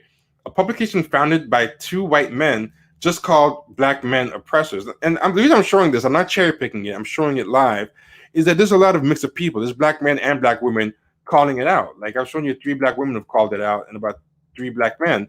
This black man says, LMAO, what the hell is going on? People like the Fader is African American, y'all got Fader telling y'all how to feel and eating it up. people tweeting this, like the fader, and yeah, so people, there's black men and black women going in on this. If you look in the actual replies, here's a black woman McSquishy, like white people are oppressors, black men having the power to oppress. And the reason I want to show this is because I'm trying to show that these people want to pretend to be representing black women. Like you see right here, the person replied. So the person first says this, then the person replies to themselves and says, the black woman who runs this account is tired and y'all will not make me shut up. So she's trying to say, like, I'm speaking for all black women.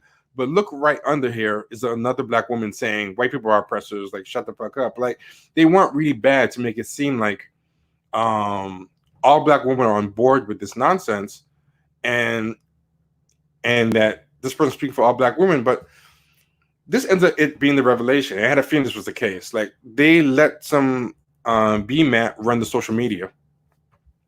They let some BMAT run the social media, and this black woman uses the social media to push her stupid agenda. Like you know, it reminds you of that joke. Excuse me, ma'am. Excuse me, sir. This is a Wendy's. Like, you know, excuse me, ma'am. This is a Fader Twitter account. Why are you putting this dumb shit on it? You know. Yeah, ridiculous. But yeah, as soon as I saw this tweet, I'm like, they've got some kind of septum ring weirdo to do this, and they were doing this in response to the No Name J. Cole thing, right? So people were putting all this stuff, getting in. It was a huge argument, but this is what I found was interesting. The replies end up coming. So notice she's still in character. It's still her. She's like, the black woman who runs this account is tired and you will not make me shut up. And then somebody said, we're not buying this, whitey. You know, people were still fighting with her. There were a couple of instances still arguing with her. Like, you know, somebody said, you're using the white man's platform to incite a war between a black man and the black woman. The slave masters are grinding in the grave, whatever. But then this guy goes, this is interesting. You're not running shit. You're loaning out a think cover, black legitimacy, to a white corporation for a check, right? And then, you know what happened? Damn it. Here's the problem. The woman looks like she erased her tweets, but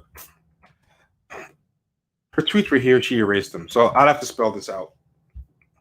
This is what happened, long story short. Eventually, the black woman started tweeting under her own account. She came out and started tweeting under her own account.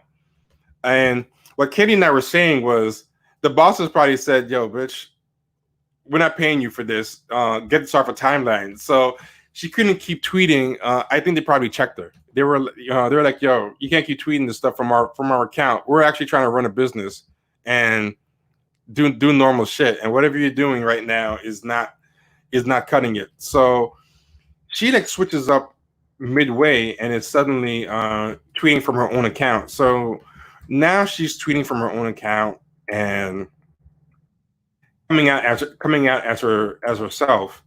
And she goes full mask off. She goes crazy. And here, I'm gonna find her right now. Yeah, but unfortunately, I hope I could find this particular tweet. This was pretty interesting.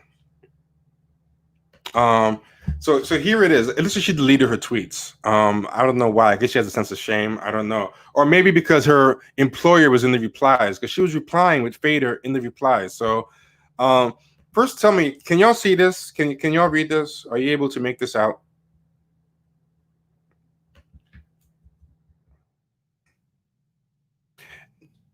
Now I'm gonna tell you, Terry Hines said this. I think they do what the recent T said, so the company can launder views through black people. But I think it's normally true with these liberal white feminist publications or Democrat publications. But Fader, to me, I think just it's one of those things where Kenny talks about. Kenny talks about how a lot of these people will do stuff above and beyond what even white people ask for. Like, and that's why I think she had to stop tweeting under Fader's name and eventually delete her tweets. I think a lot of them are like, hey, we're just trying to sell fucking music. We're trying to sell music magazine to everybody. You know, why are you alienating our black male base? You know, like, get the fuck out of here. Like a lot of times these people do above and beyond even what white people ask for. And I think this was a case of that. But yeah, if y'all can see it, this is what she did. She goes, the black woman who runs this account is tired and y'all will not make me shut up, LOL. And then the guy goes, you're not running shit, you're loaning out think cover to black legitimacy or whatever. He goes, you're not saying anything I haven't already thought, but when I do it, I think in proper sentences. So thanks, but bye. And then, you know, the guy says, so you thought it out and you still did it? You know, like basically saying, you thought about how messed up it would be to say this, to lend legitimacy to white talking points, and you still did it? And she goes, sure did. And this is what I always talk about. These people love doing this fake ebonics thing, and it's because they don't respect black people. It's like cosplay. It's cosplay to them, right? So when keeping it real goes wrong, yeah, for real. So, and this is the part I thought was really interesting. She goes, sure did. I've been given a platform and I'm using it. Duh. She puts a picture of a woman tapping her head. So this part I thought was very interesting. She goes, I've been given a platform and I'm using it. And that was pretty interesting. That she didn't say the platform made me do it. She to her, the point of being put on to white platforms is to spread toxic shit like this. So she's not using the platform to uplift black people. She's not using this platform for anything useful. To her, she's like, hey, I'm getting this platform. I'm getting my name out there. And on top of that, hey, guess what? I can use it to work out my issues with black men. And really, black men is a proxy for black people. These people do not like black people. And if you let this person interact with a black woman who disagrees with her long enough, I guarantee you would come out, because time after time, it always comes out. So then this person responded, now these white people have generously, he's saying it facetiously, gifted you a platform to do what you think? Advance white interest or advance black interest? And she goes, you think you're saying something profound. Most publications are white owned, and black writers have had to account for that every time they've used the platforms for their work. It's a simple fact of life. I'm not going to shut up because someone might profit from my voice. So she's saying, I don't care if people profit from me doing this black men are trash thing, which first off, I don't think people will, because that's why she had to stop and switch whatever. But she's basically saying, and this is one of those saying the quiet part out loud. Let's take this all into account together. I've been given a platform, so I'm going to use it. Do you care it's a white platform? Hey, most platforms are white. Who the fuck cares? You know, I just want to do mine. So basically, does this person sound pro-black to you? She doesn't care if the publication is white owned. She just wants a platform. She's going to use it to spread nasty stuff about black men. And like, her thing is like when the drug dealer says they're gonna get it from someone, they might as well get it from me. It's that type of logic. Like, you know, how do you feel about selling drugs to your brothers and sisters? Oh, they're gonna get it from someone, might as well. Like, that's like some vulture shit, you know. And these people are like the white people of black people. That's how white people who traffic in black stuff work. And I think that's why these culture vulture sites always end up employing black people like this, because they think the same. And this person responded, and this is the problem. These people's value system is so fucked up. It's like trying to explain vegetarianism to a lion. Like, it just doesn't compute. Like, they don't understand why you'd want to not eat meat. This guy's saying, you said you thought it out, and you said you accounted for that, but you still did it. What's not clicking? And the problem is, this guy is thinking along the lines of someone who's proud to be black, or has self-respect, or has principles, or cares about black people. So they're speaking a different language. He can't understand her, you know? And she's just like, hey, you know, whatever. Yeah, and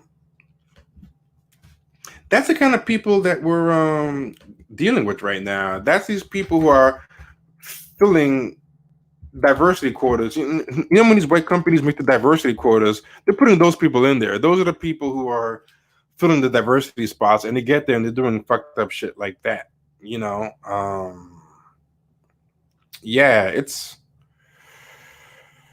whew, yeah, it's crazy. It's crazy stuff. So when you go to her,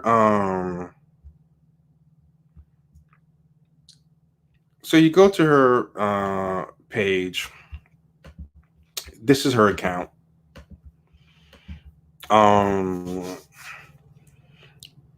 Singer, social media for the fader. This is her. Gay flag, Black Lives Matter, pronouns in the profile. Her Instagram is same name.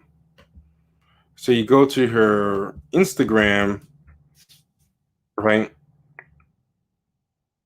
Also mentions social for the fader. So this is her job. She does social justice for the fader, And you look at her page, and it's just she's real light skinned. She looks she's probably biracial, but I don't know. I don't really see.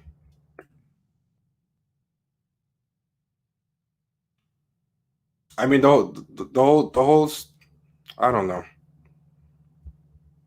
But she's basically one of these. She looks like one of these like Afropunk types. Like I don't really see anything that really screams. Out with her breast out. Yeah, I don't know. What I'm looking for, I guess, I'm trying to see if there's any real type of sign that she's really rooted in the Black community, but I don't know. I see most stuff she has on her page is like pride stuff, going to protests with her titties out and gay flags on her breasts. I don't really see mentions Black Lives Matter, but I mean, we've discussed before, Black Lives Matter is really an LGBTQ group. It's not really, and it's on their page. All the clues are there, so, I mean, I don't really see anything that shows any real strong allegiance to Black community. It's just a handful of Black people that look also like Afropunk people. Like, this is the thing. A lot of these people are like tokens or people escaping from Blackness together. Like, their Black friendships are basically a support group for that lifestyle. It's not like a real for us Black. Yeah. So yeah, septum ring, natural hair, Docker. She's got like the whole look. Lots of shots at Pride and those type of events. But the only Black events are like BLM, which itself is still like another. Yeah. So.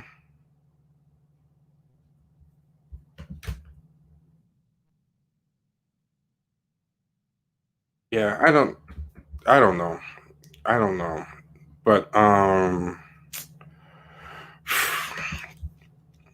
it's crazy. It's crazy stuff.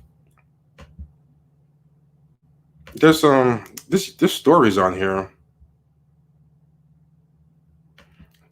There's lots of pictures of herself over and over and over again. And again, she looks biracial. I'd be interested if she has a white mother and a Black father is absent, because that's something that a lot of these people have, like a Doja Cat, like where it turns out she has a white mother and a Black father who's not there, and that's the root of where all this comes from. Because I had seen her before. I've seen that when she revealed herself. I'm like, why does that girl look familiar? And then I realized why. I was dealing with one of these 4chan trolls pretending to be a Black woman. I don't believe this was really a Black woman, but she was trolling me with all this heinous N-word, crazy edgelord, didn't do nothing stuff, pretending to be a Black woman and saying that's why y'all are trash. That's why the police ain't killing y'all fast enough. Nigger with the hard R. And that girl was liking all the posts, like the most vehement, nasty, anti-Black male stuff. that girl was liking all the posts, and I was like, I can't believe there's a black woman actually liking this stuff. And I remember hers, so it stuck in my head, that picture and that look, and she kind of has a 1,000-yard stare that made me remember her, right? So yeah, they don't know that Afropunk is being used as a pejorative. Yeah, to me, it's pretty much a pejorative now. Yeah. So when I saw that girl reveal herself to be the person behind the fader, using fader to spread that black men are trash stuff, I was like, I remember that 1,000-yard stare. That's that girl. Yeah. So yeah, that's that. Enough about that. All I wanted to talk about was that this is becoming disturbingly mainstream. It's on Fader magazine. It's showing up in Candace Owen's talking points. 4chan is using it now, so it's a bit much. Here's something I want to show real quick. This is the America's Next Top Protester stuff that I want to talk about, and it's the title of the video today. I'm going to close out on this topic because I'm trying now to no longer title videos things and not talk about the thing. So here we go. A lot of people are saying that they dated a girl like that. Yeah, I'm sure. When I was single, like, thankfully, it's funny. When I was single, girls that look like that, like with the braids and the septum rings and the Afrocentric stuff and the natural hair, those were like Erykah Badu types. And, they would like smoke weed with you, like some incense, and y'all would build about like pro-black stuff. Now, you see a girl looks like that and she like thinks like the KKK. It's the weirdest thing. Like, they only like looking pro-black as a fetishistic thing. Like, they really kind of think white, but the blackness is like a fetish costume for them. They hang on to the blackness and the black identity and even exaggerate it for fetishistic reasons to attract non-black people who fetishize them. Like, they're smart. They kind of realize, I'll never be a convincing white person. I'll always be a second-hand, second-rate white person. But what I can do is lean into my blackness and kind of exoticize and fetishize that. So, but their image of blackness is kind of based on fetish, like because they think like white people, they reduce blackness to what white people reduce it to. So that's why they write like that show enough. It's how the girl was kind of talking. She's saying show enough and all this stuff, and it was like weird talk because they view blackness the same way white people do. So they end up imitating even that voice. They can't even do it correctly. It's kind of tragic in a way. But I'm going to show y'all something real quick. There's this concept in sociology called the iceberg, right? I forgot who it's from. But it's called the iceberg. It's called the cultural iceberg. And sociologists use it to kind of describe people who are rooted in the culture versus not rooted in the culture. So say you're a transplant. And can everybody read this? Is it big enough to read? Right? Yeah, so someone said they get the aesthetic third hand from white girls that got it from black women. Yeah. I mean, they get the aesthetic the same way like a white girl goes on vacation to Cancun and gets the braids, gets it. Yeah, so this is like this thing is I forgot which sociologist came up with this, but they're trying to show that the surface culture versus the deep culture. And the surface culture is kind of like you can go on vacation, you could be a transplant and master the surface culture. The deep culture is what they also call high context culture. It's harder to fake. You kind of have to be rooted in it to get it. So if you're like a cultural crammer, someone who's learning a culture overnight, you tend to learn the obvious stuff above the iceberg. So food, flags, festival, fashion, holidays, music, performance, dance, games, arts and craft, literature, and language, like slang. these types, that's their blackness. Their blackness is everything about the surface culture. Like, so if you ever look, they're always doing like fake slang and talking a certain way. Literature, arts and crafts, trivia stuff, fashion, holidays. And when I saw this model, I was like, wow, this is exactly how they do blackness. This is what their blackness goes to. It goes to that. Y'all are dropping some good knowledge about Afropunk types in the comments. I want to put some of them on the, yeah, it gives you a lot of social capital, and it's funny, but it gives you a lot of social capital, ironically enough, with white people. That's the funny thing. Someone's talking about dealing with an Afropunk type. And he says, I remember trying to get the Afropunk girl to hit up a hood John with me. She told me point blank, she didn't go to those spots. Yeah, it's just like, they look like Erykah Badu, but they think like Becky, or they think like Michelle Malkin, because, they hate. Yeah, liberals love the natural look. It's that noble savage shit that they fetishize. Explains why the crossover between those types and BDSM is very high. Yeah. Yeah. So, and what Terry Hines here says is very true. With the surface culture, you can drop into that top part of the cultural iceberg and be fluent right away, right? And it's true, the deep culture is like the humor. That's why if you notice, when they make their shows, it's not black people funny. Like, if you look at Insecure, it's dry. It's kind of that dry, almost Curb Your Enthusiasm type pacing and humor. It's not really like it's different. So look at this stuff: facial expressions, gesture, rules of personal space, body language, conversational patterns in different social situations, and that's right under the culture. That's right under the water. The deepest thing is religion, courtship, marriage, raising children, problem solving. How you treat your elders, dependence, expectation, relationship with animals, cooperation versus competition, concept of self. I think this should be lower because I think this is very deep. Self, time, past and future, fairness and justice. And this is very important. Roles related to age, sex, class, family. If you notice, these types, they're very, very different than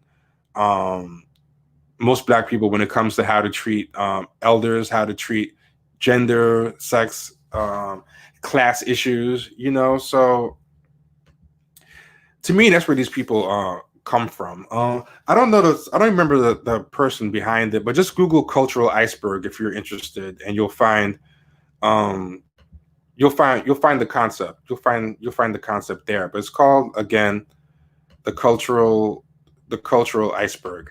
And anyway, this is what I wanted to show y'all real quick.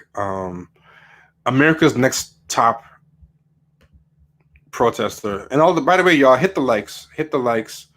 To all my Twitch people, how y'all doing? Love y'all. And here we go. So the National Guard came to dance the Macarena. We've talked about this before, but check this out.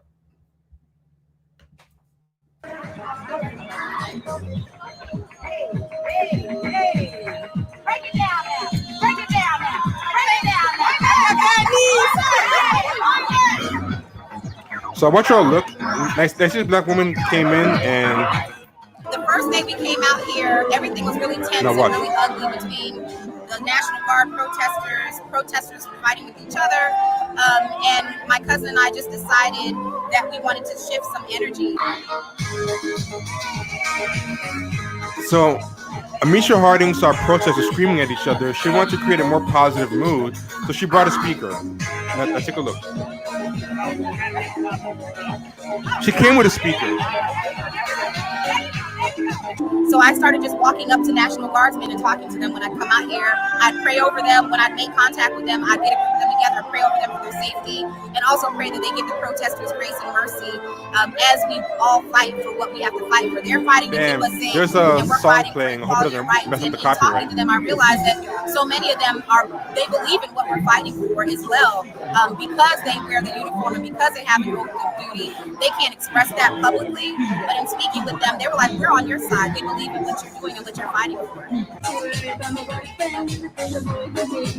So she holds the music but help people.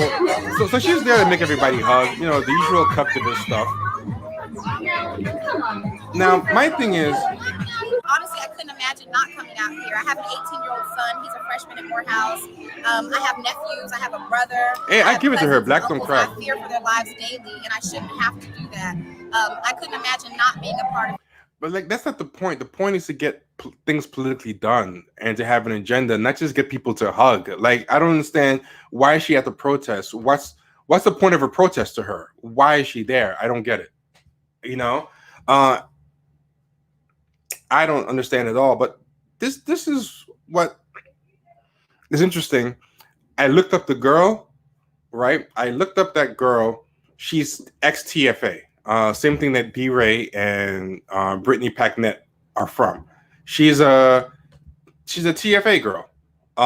She's from Teach from America. She's a charter school girl. So it's like she's got the blueprint. She's got the bullhorn, you know, and that's basically that. So I was like, of course, it's like she's trying to be the next E-Ray. So she's from TFA in Atlanta, and that was like, when I saw that, I was like, oh, there we go. There's the stuff. So if you look at her, so Amisha Harding, you look at her LinkedIn, and when you go to her LinkedIn, what's the first name you see on the right? So Amisha Harding. People also search for Brittany Packnett. You know, she's the person that was doing Campaign Zero with D-Ray, and basically a bunch of so I don't know if loving. This is interesting. This is not the full profile, but basically, she's from TFA. I'm not signed in to get the full profile. I don't feel like signing in right now, but yeah, that's. So they put her front and center on blast. So she's trying to become, and this is the thing. She's showing up with a bullhorn. That's the first sign nowadays. If you show up to like a leaderless protest with a bullhorn, I'm looking at you sideways. Why are you there with the bullhorn? And y'all, please share this. You know, put it on Twitter, put it on your social media, let people know that we're up in here. I want to show y'all something else. Look at this one. I don't remember if I put the sound on. Tell me if the sound is on. But look at this guy's disgust. He does not want to be there. Actually, even if the sound is not on, it still works. So if the sound's not on, I'm not going to replay it. I'll just let it play. I just want you back.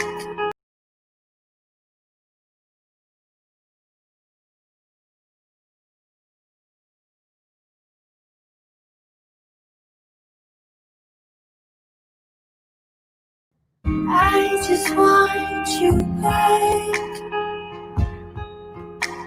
I'm running. Yeah, unfortunately, there's a song, so I'm probably gonna get hit for copyright. Damn YouTube! I didn't know there was a song on it, but yeah. But you see how disgusted the guy's face is? The guy looks like heated. Look at him. He does not want to touch them. Like, okay, whatever. Like, why are they all running up and hugging this guy? This guy does not look like he wants anything to do with them.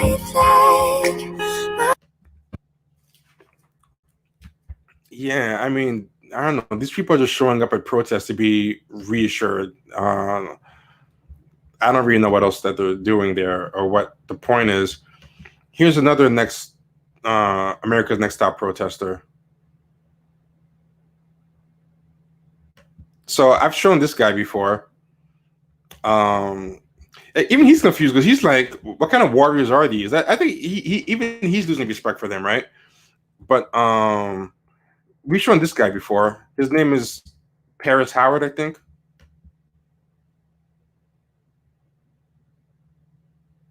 I want this thing in large. Here we go. Thank you for your cooperation. Thank you. So they're all thanking the cop. They're very happy. No, you see him running to the front? He's got a bullhorn. See, he ran to the front. I want y'all to see how he ran. Do you see how he pushed back? Watch him push past his person. You see him pushing past?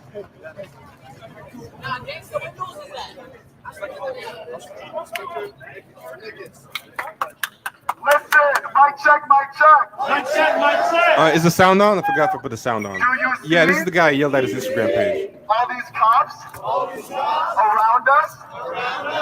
They are not getting us because of Sergeant Inspector Nickus. Yeah. So, I mean, you guys already get the picture. So yeah. I mean, you already saw that, but this is where it gets interesting. So we found out that he's a male model or whatever. He's a 5'10" male model, which is kind of interesting. But we kept more stuff about him came out. I haven't looked into him in a couple of days, but some more stuff came out about him, and people were like really cheering about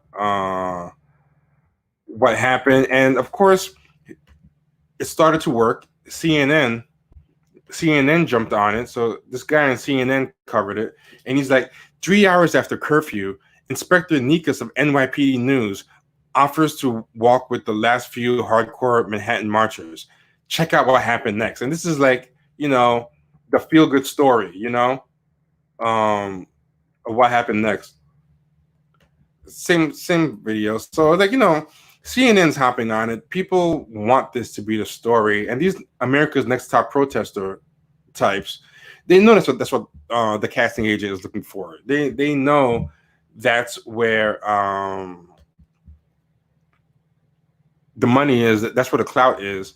And somebody put it really well. Somebody said, and I thought they said it really well. They said these people are looking to be the lead actor or the lead person in a bloodless protest, like in the bloodless revolution. They want to be the main person in the bloodless revolution. So I'm not sure how real his modeling career is. I'm not 100% sure what level model he is, but they did find out this about him. He's I don't understand what this job is. He's something called a brand ambassador to something called Mustard Lane. So Mustard Lane is a nation's one-stop shop for all your staffing needs, a must for your brand. Our mission, everything we do comes down to providing the right people to represent your brand. Our roster of laners, brand ambassadors, includes industry professionals from across the country, and our selective casting process means that all our laners come vetted, tried, and true. No matter what the project, let us turn your event into an experience. So virtual services for COVID, but they have social ambassadors. It's a network of young, exuberant individuals who are already online all day, liking every story, including the recovery of Tom Hanks' keto diets. So they sell social media likes. We can help boost your social media presence by attentively boosting likes, creating non-robotic like comments, and sharing posts. Our social ambassadors are sure to help bring the attention to your brand deserves on all social media platforms. Our virtual brand ambassadors will be able to meet all your basic needs in virtual events world. If you need a friendly face to welcome and greet patrons of your online events, or a virtual host with a bottom supply of hype-like energy who can inspire and embody your brand, our virtual ambassadors will do that. So they'll host your virtual events, product specialists, coaching sessions, virtual telegrams. So I guess like they send virtual telegrams for you. Like, so this seems like a very and look who's on the page. He's on the page, brand ambassadors. And this is the final product. So that virtual brand ambassadors, but this is the final product. And they say, this is kind of our bread and butter, this job, brand ambassador. Pretty much everything we do comes down to us providing the right people to represent your brand, whatever the venue is. And these are the in-person brand ambassadors. Laners don't just stand there palming off samples of your product to anyone who passes by. Our intelligent professional brand ambassadors undergo extensive training to effectively communicate with your ideal consumer. Let us join you in your next activation. It's such bad consumer research consultant speak. Let's join you in your next activation to help make it count. So instead of being the person who stands in the corner passing out samples and stuff, this person is something called the brand ambassador who does extensive training and stuff, and he's one of them. So Paris Howard is our Laner of the Week, recently hired this summer, worked at Hugo Boss soccer event, musician from Phoenix, Arizona. Kid Cudi is his favorite musician, whatever. You can find his music on Apple Music and Spotify, and they have like a little bio of him. So, he's somebody looking to be discovered. He's an influencer. I'm thinking he's using his influencer training in the protest, because he said on his Instagram that he just showed up on Instagram. Oh, I missed that. She had a new song. That's interesting. I missed that. But on his Instagram, he basically said that he showed up to New York to do something for an event or modeling. I think it was one of these things. And then he stayed for the protest. He saw an opportunity in it. So I think he just showed up and decided to try to capitalize. He was in New York for that event, and I think he's trying to capitalize on that. Plus, he probably thought he can bring some shine back to the company and stuff. This also happened in Detroit. This is another America's Next Top protest moment.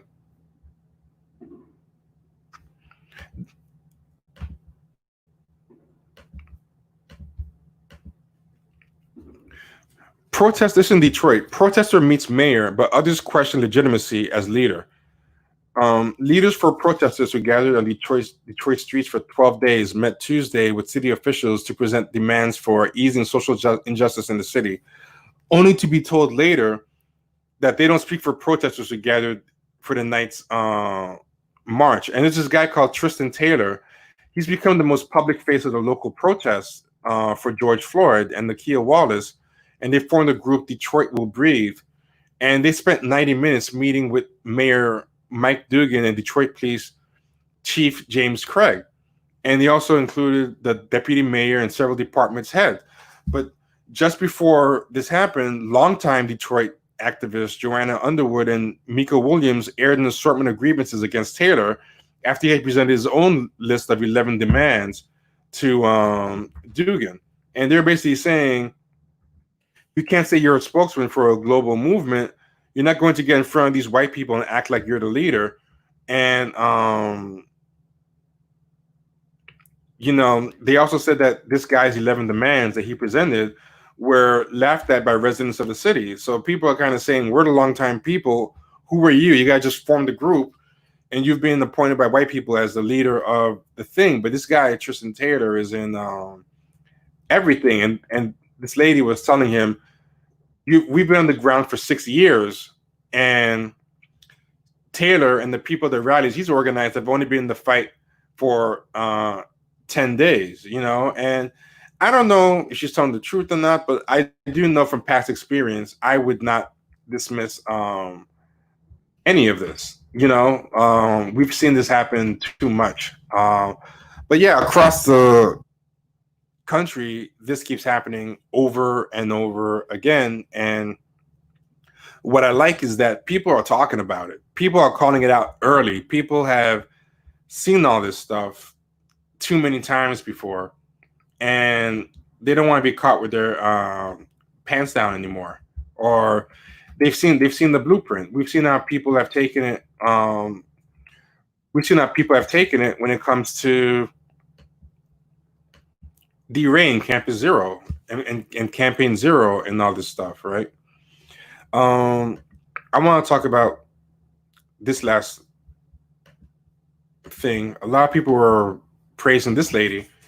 They were saying, "Oh, this lady's like a new Black Panther. She's the truth. We're loving her." And I was saying that I think she's shady. I don't trust it. It seems too good to be true, and I ended up being right. But she took all the photos of the event off her with her cosplaying as a Black Panther off the IG, right? So she was dressed like this at the protest, and people saw her with the cop and said something's weird here. And then turns out she took most of the events off. Her name is Whitney Roselle, and she's like a model and has something going on. And she put on her profile, not FBI, because everyone kept calling her an agent. And yeah, she ended up being fake, and they found her profile, and they found that she wasn't involved in any type of Black Panther anything. And people did some more research, and they found out this about her.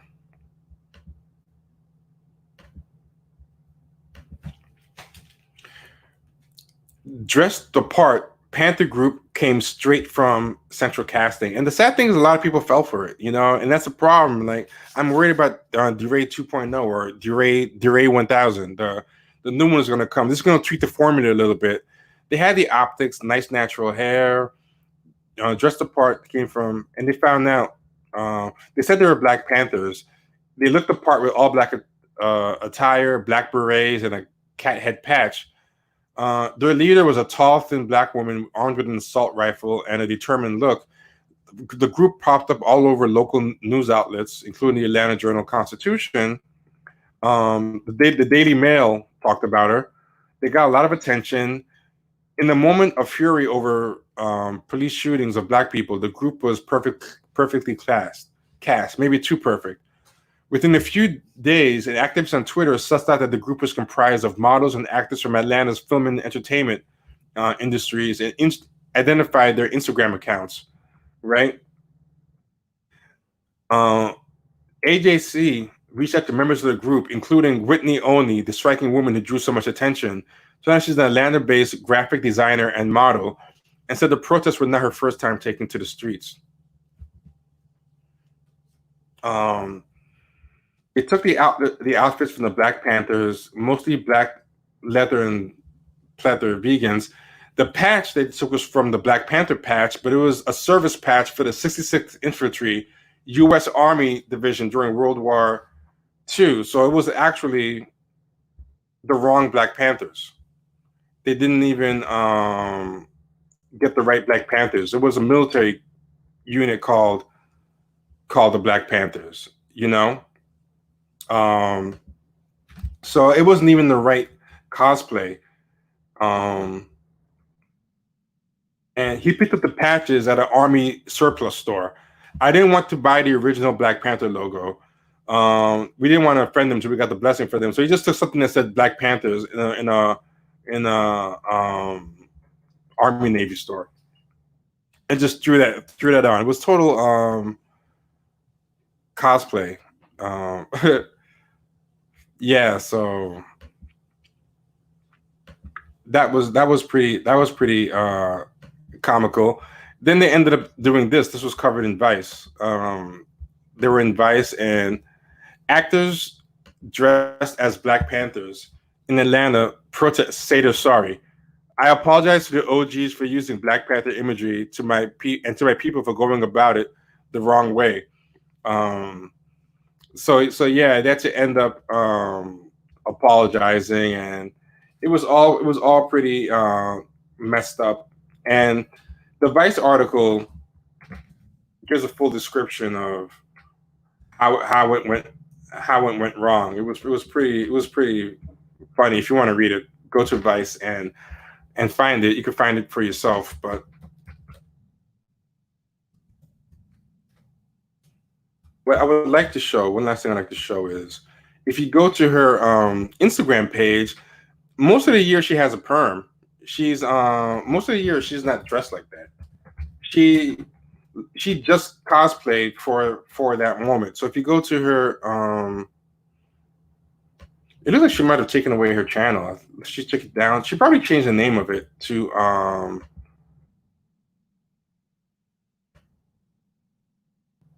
I can't find her channel now. She probably changed the name, considering people are going to it and giving her grief. So unfortunately, I can't find it anymore. It's a shame, but yeah, she oh no, here it is. Oh damn, she changed it multiple times. I guess to try to keep people from finding her. Oh, she took herself off of LinkedIn too. So I guess it really backfired for her. I had the links before. They're all gone now. Yeah, but I mean, a lot of them next top protester stuff. Here's the last thing I want to talk about, and then I'm done. But everyone hit like before we're gone. This I thought was really tacky. I want to show this. This lady called Bozoma St. John, and she's this lady of African descent who well, let me just play it. Peep this. Bozoma St. John came on CNN to talk about the Share the Mic Now initiative, and look at this. Now,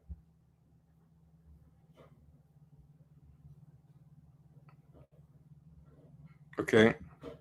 Spearhead this with Lovey Jones on Share the Mic Now, which in doing my reading, so you helped spearhead this with Lovey Jones on Blackout Tuesday, and then Glennon Doyle, DM'd you on Instagram offering up her platform. Talk to me just more about what this is about. What do you want to achieve? Yes, well, it was actually four of us. So Stacy Benden Eisner from Alice and Olivia, she's the CEO there, also is part of our founding group. So 2 Black women, 2 white women, and we came together really based on our relationships to find a way to utilize the platforms that Black women are not on to diversify feeds of white people. And that is really the mission. It's about magnifying Black voices, of course. Now, the full craziness of what she just said might not register. Did you hear what she said? This is to be sponsored George Floyd protests and stuff like that. That's why they're on America in Crisis. And she came on to use the George Floyd and Breonna Taylor protests to do her new initiative, hashtag Share the Mic Now. And let me let you listen again. Listen very closely what she said Share the Mic Now is. Benden Eisner from Alice and Olivia, she's the CEO there, also is part of our founding group. So 2 Black women, 2 white women, and we came together really based on our relationships to find a way to utilize the platforms that Black women are not on to diversify feeds of white people. And that is really the mission. It's about magnifying. The mission is to diversify the feeds of white people. That's really what she said. She's on a mission to make white people's feeds more diverse. That is what she has come on. That is seriously what she has come on to do.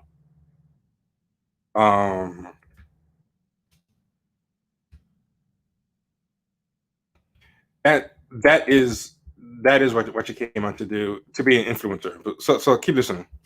I'm Black voices, of course, but I find that most of us have curated our social media feeds, the content that we get, far more often than any other piece of content that looks very stark. It doesn't look diverse. It is very much about, who looks like us, who talks like us, who thinks like us. And so we thought, well, let's go ahead and diversify those feeds. And so, yes, white women gave up their platforms. Black women went on there and talked about the things that matter to them. And just to pivot, to you? You know, you are this powerhouse in the business world. Before becoming the CMO endeavor, you know, you held big positions at Apple and at Beats and Uber and PepsiCo, and just as a Black woman. Now people, I don't know if you all know what this woman's hustle is, but these big positions that she has, what she is, she's a Black woman of African descent. I think it might be Ghana. I'm not 100% sure, but I think it is Ghana because she's part of that Return to the Homeland movement. She's very big into this new program that Ghana is doing to get people, Black people from the diaspora, to visit Ghana and boost Ghana's tourism economy. But she hangs out with Lovey Jones, who has said a lot of messed up things about Black Americans over the years, but what her thing is, she goes to companies that got in trouble for being racist, and she just shows up and offers to help them diversify. So what she does is she goes to these big companies. She went to Papa John's. Remember Papa John's was called out for being racist? She popped up and said, "Hey, I'll help you be less racist." And then she gets a big check, and she helps them do a bunch of PR stuff to diversify, gives them things to donate to, helps them donate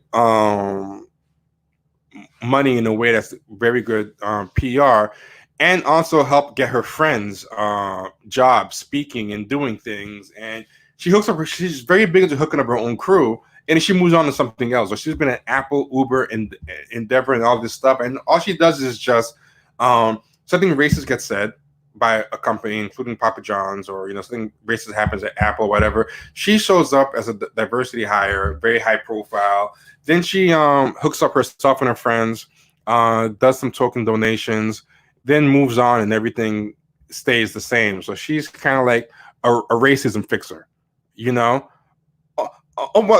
just looked. Terry Hines said the same thing. I didn't even see that you said that. Yeah, what Terry Hines said. It's the exact same thing. I'm glad that you said it because now I know we're both on the same page and I'm not crazy. She's a racism. That's exactly what she is. She's a racism fixer. She's a fixer. It's kind of like people said that Jesse Jackson had an extortion scheme. She's kind of different because she doesn't really paint it as extortion, but it kind of is a similar scheme. It's a nicer version. And I know you talk a lot about how you've, just struggled and how you show up in corporate spaces. I remember being on a panel with you and you were talking about you're flying first. She's big on panels. She's always on panels, but she's always getting lovey, and her kind of crew of bougie Black people on these panels all the time and getting them checks. Like they're always letting. It's like the mafia. The mafia. It's like let me wet my beak. Always letting their people wet their beaks. Spaces. I remember being on a panel with you and you were talking about you're flying first class a lot as a woman, as a Black woman, and people stare at you. What does flying first class have to do with America in crisis? What does that have to do with America in crisis? What does that have to do with anything? Flying first class. These are the problems. Like white people bring people like this on for a reason, to trivialize and whatever. Just tell me a story of how you mean and how you have overcome that, if you have overcome that. Yeah. Well, I don't think an overcoming is actually. You want to hear a story about overcoming being looked at funny in first class? At a time when riots are happening. Real. I haven't overcome it.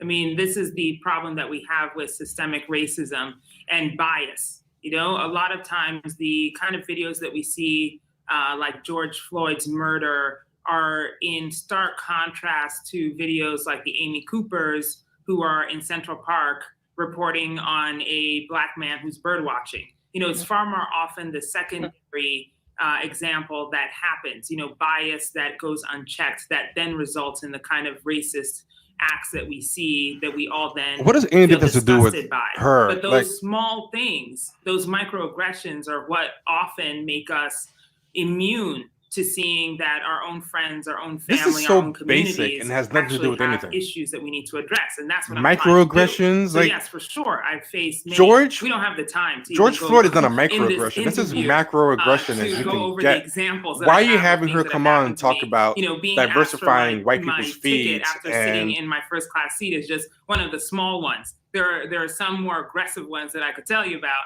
But like I said, we don't even have the time to get into it. Just knowing that that's the worst thing this she is can come up not with. the things that have That's how happened to me. insulated she is from real black Things that have problems. happened to me. Look. Being asked for my ticket. Look, So yes, she's saying here's things that have happened to me, and look at the list that she gives. sure, I've faced many. We don't have the time to even go in this interview. She's saying we don't have the time because she really doesn't have examples. So she's saying, "Oh, a lot of things that happen. I don't have the time to go into them." But listen.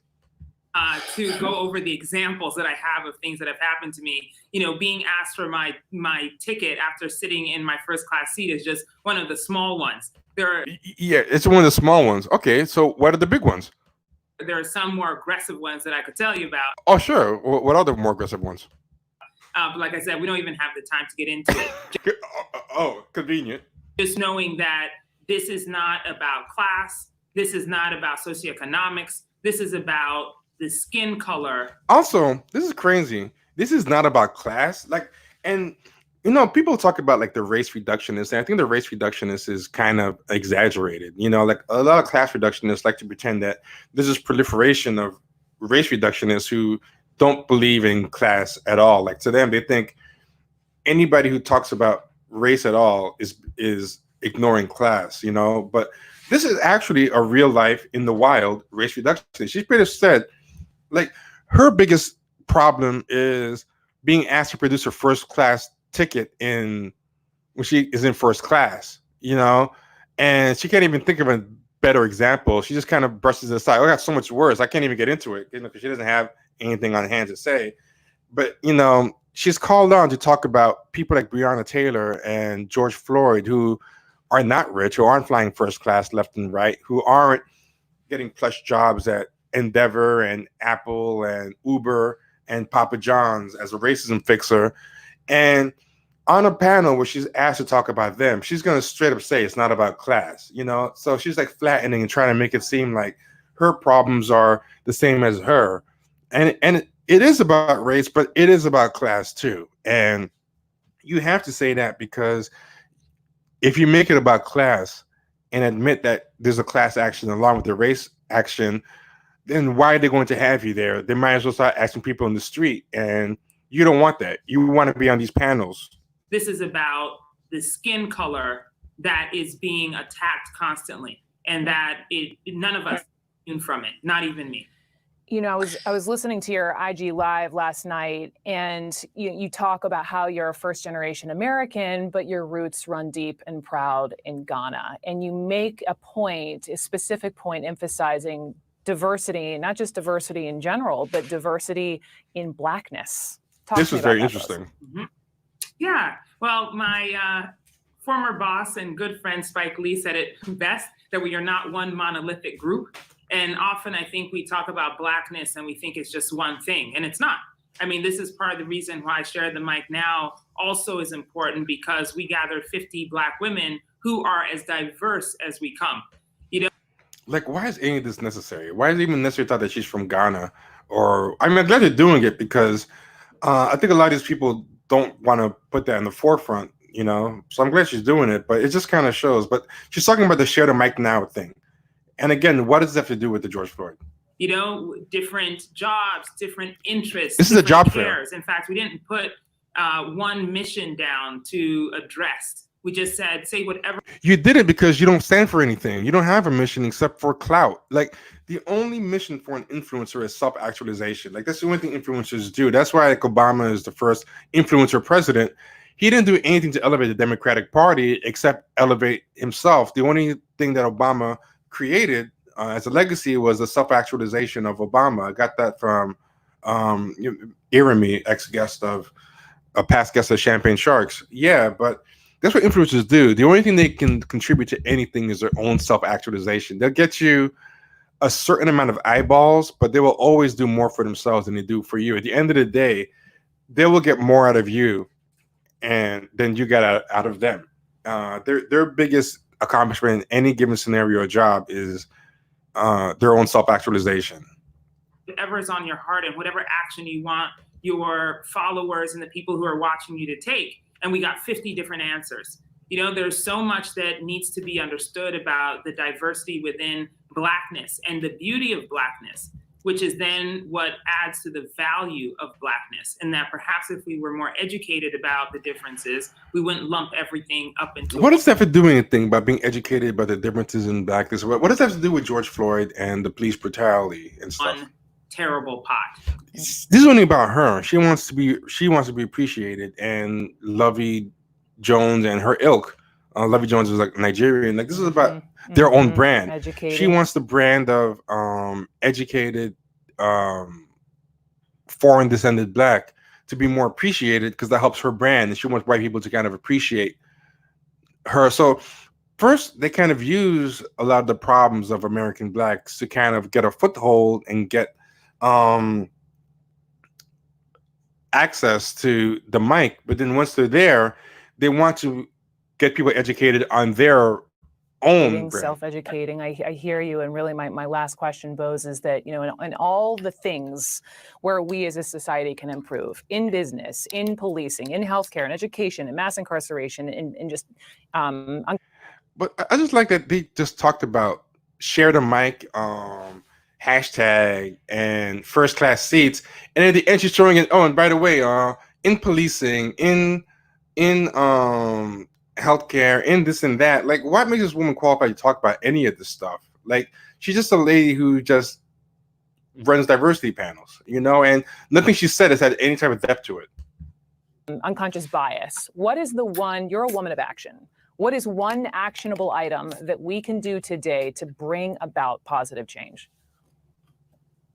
Well, today, she doesn't know. She's like, oh my shit, in action, huh? You know, first, we know that Breonna Taylor's killers are still out on the loose, and we are asking folks to call, to email, to petition that her killers be brought to justice. But personally, I would also ask that we take the time to really look at ourselves, our neighbors, our friends, and understand what bias actually is. You know, the small jokes, the small comments that go by that are unchecked are what lead to the bigger racial problems. And so I would ask, listen to the craziness she's saying. She asks, what can you do about police reform, prison reform, all this stuff? And she goes, well, you know, Breonna Taylor, we got to get her killers. And you know what we can do? We can check those microaggressions. Because you know what? Microaggressions are the deepest problem she has. When I'm in that rich hoity-toity boardroom or in first class, my fucking biggest problem as a Black person is these white people not fluffing my pillow enough, or asking me, you know, tell me I'm so articulate. Like, she just got asked about real fucking issues, and all she can fucking go back to is, I'm sorry for cursing so much, it just pisses me off. All she can go back to is this consultant speak, because this is all she does. What good is this person for the moment? What is she doing for this moment? Why is she on CNN? Like, people should be flipping out. But listen, bigger racial problems. And so I would ask that the people who what did microaggression have to do with George Floyd or Breonna Taylor? What was this some kind of microaggression that, you know, if checked, would have stopped Derek Chauvin from kneeling on his neck for like nine minutes? What?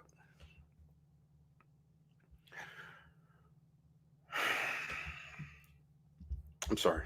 Let me just finish this off. We're watching now. Be vigilant. Be vigilant in watching and talking and calling out when you see bias happening. And this is why white people love someone like this, because the ask is so small. You don't have to raise your taxes. You don't have to give up the police that are guarding your gated community and who are keeping their feet and knees literally and figuratively on the necks of Black people, you know, in a way that enables your quality of life. You know, there's not much. This ask is nothing. This ask is nothing at all. Nothing at all. It could even be you. And so maybe take a look in the mirror and see if there's anything in your behavior that needs to be checked. You know, as well. and she's loving it. She's like, oh wait, all I gotta do is look in the mirror and ask if I've been done a microaggression today. I like that. Thanks, Bazoma. Will do. Be vigilant, and you have inspired me in a gazillion. I love how she acts like this is such a moving thing she said. You know, look. And you have inspired me in a gazillion ways, but I'm handing over my Instagram account tomorrow to my dear friend and phenomenal colleague, Lisa Respers France. So if y'all follow me, or if you don't follow me, at Brooke_Baldwin. So she said that milquetoast speech inspired her in a zillion ways. I don't know what zillion things you can get from that. Like it's a nothing burger, but you know. And she says, and tomorrow I'm handing over my Instagram account to my Black colleague. Like, how can you not love someone who asks so little of you? You know, you face with real. She asked her, what, you know, can we do to deal with all these systemic real problems of Black people dying, getting kneeled on, systemic racism, poverty, prison reform? Well, you can just, you know, ask yourself, if you know, check your microaggressions when you're around your rich Black friends, and look in the mirror and ask myself if I've been racist today, and give over your account to one of my homegirls for a day so she can get some shine. Wow, you've inspired me a zillion ways. I love that. You know, I can definitely do that. I'm a good ally now. Hell yeah, Ally Industrial Complex for the win. And I'm taking after you, Bozoma St. John. Thank you. My life Thank could you be so good Thank you so much. if I just didn't have you got it. self-respect. Talk to me about like if I didn't believe that I was gonna see my ancestors one day, I could make a grip. I really could. You know, like I don't know. I could, you know, if I just didn't respect myself, life would be easy. But forget the ancestors. Just to look myself in the mirror would be tough. You know, like I don't know. First class seats. But I'm going to show y'all something because I want you to see the full stupid of Share the Mic Now. I want you to get a full idea of the stupid. You know, because that doesn't really get it across. This is Share the Mic Now. So she's badass Boz on Instagram. If any of y'all feel masochistic enough to follow her, but check this out. Share the Mic Now. Here's what Share the Mic Now says. When the world listens to women, it listens to white women. For far too long, Black women's voices have gone unheard, even though they've been using their voices loudly for centuries to enact change. So again, Black women will save you. Neo-mammyism, like you owe us because we save America. We're magic, which shouldn't be the reason to do anything. You shouldn't be helping us because we as Black people are magical or mascots. It's because you fucking owe us. All of us, you owe us, particularly like the Black people in America, but I mean all around the world, or everyone. They've mistreated everyone. There's a price to pay. There's a cost to pay. Like not because we're great mascots as Black people, you know. Today, more than ever, it is necessary that we create a unifying action to center Black women's lives, stories, and calls to action. We need to listen to Black women. None of this has to do with any tangible responses or political agendas to George Floyd, Breonna Taylor, or anything like that. It has nothing to do with anything, right?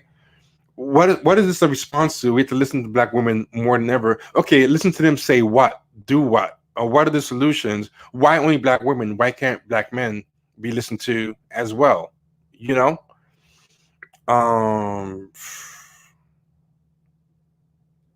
So that's why we created Share the Mic Now.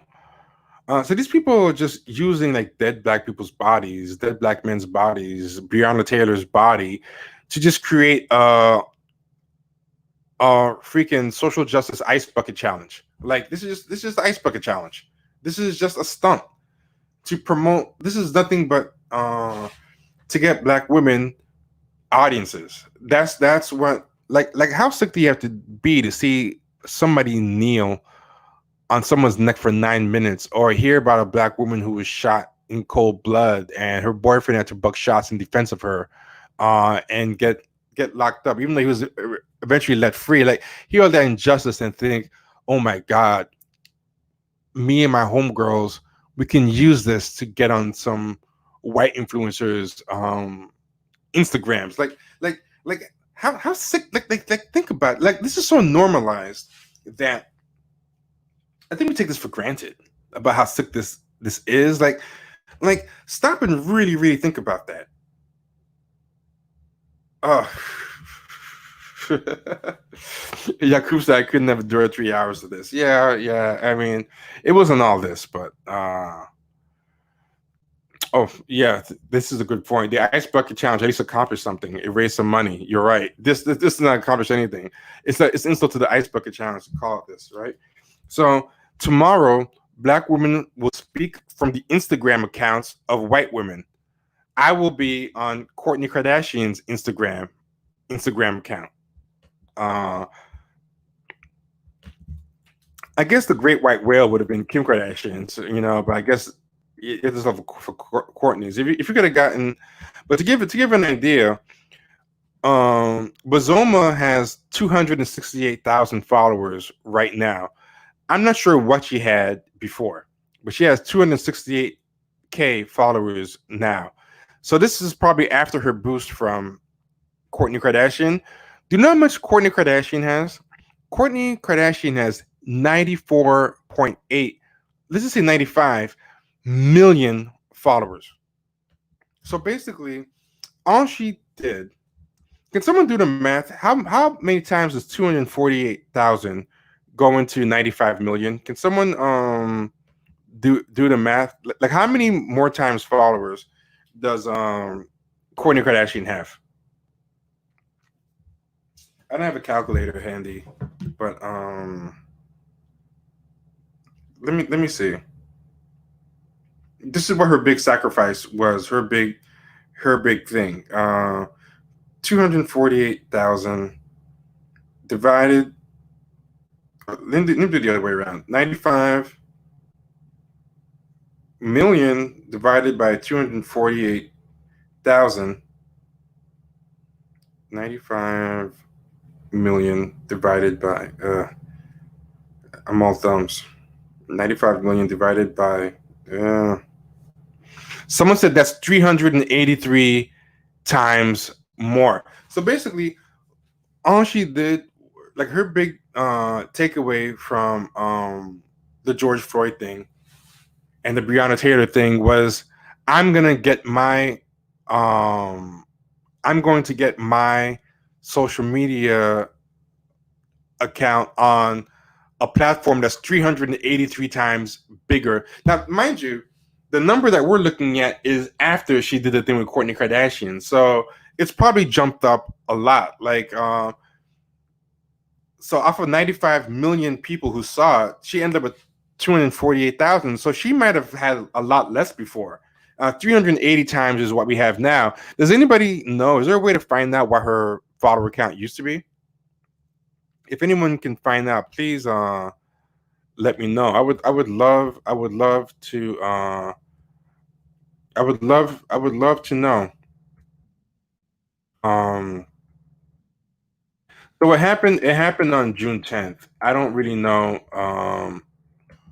what she ended up doing with it. So okay, check this out. I'm seeing this for the first time. It gets even better. Check this out. So what did she do? Let's take a look what she did with her time. This is June 10th. You see in the bottom, that's the day of the challenge. She just puts a picture of herself in a portrait of a black woman in the back. Badass boss, tags herself in it. Seeing beauty in blackness is revolutionary. Hashtag share the mic now. Beauty is in the eye of the beholder. So who do you see? In this time of racial unrest, we need to change the way we see blackness, its value, its diversity, its depth, its history, its potential. Let's open our eyes and see beyond the superficial biases that we have and gain a deeper appreciation because hashtag Black Lives Matter. So all she did was put a picture of herself and say, hey, we need to appreciate people like me and diversify because Black Lives Matter. Basically a long-winded way of saying follow me. And what's funny is her comment is mostly just put racist shit in response. Someone said, attention everyone, do not fall for this. We must stand against these movements because they are contrary to the word. Listen, you might not understand why I tell you this now, but there's a time when you will. Protect Courtney from this. Do not bring her into it. Let me say, protect Courtney from this stuff. And this is a bunch of weirdo comments, dumb shit. So it probably didn't even work that much. Here's another thing that you put. Let's see the next thing that you put. It's a little video.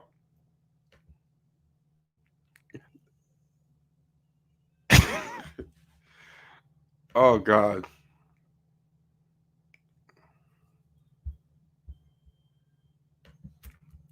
She put us up in slow motion.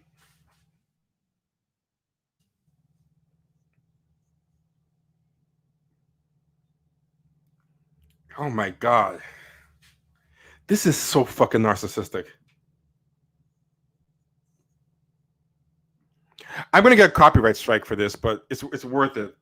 You have to see the full effect.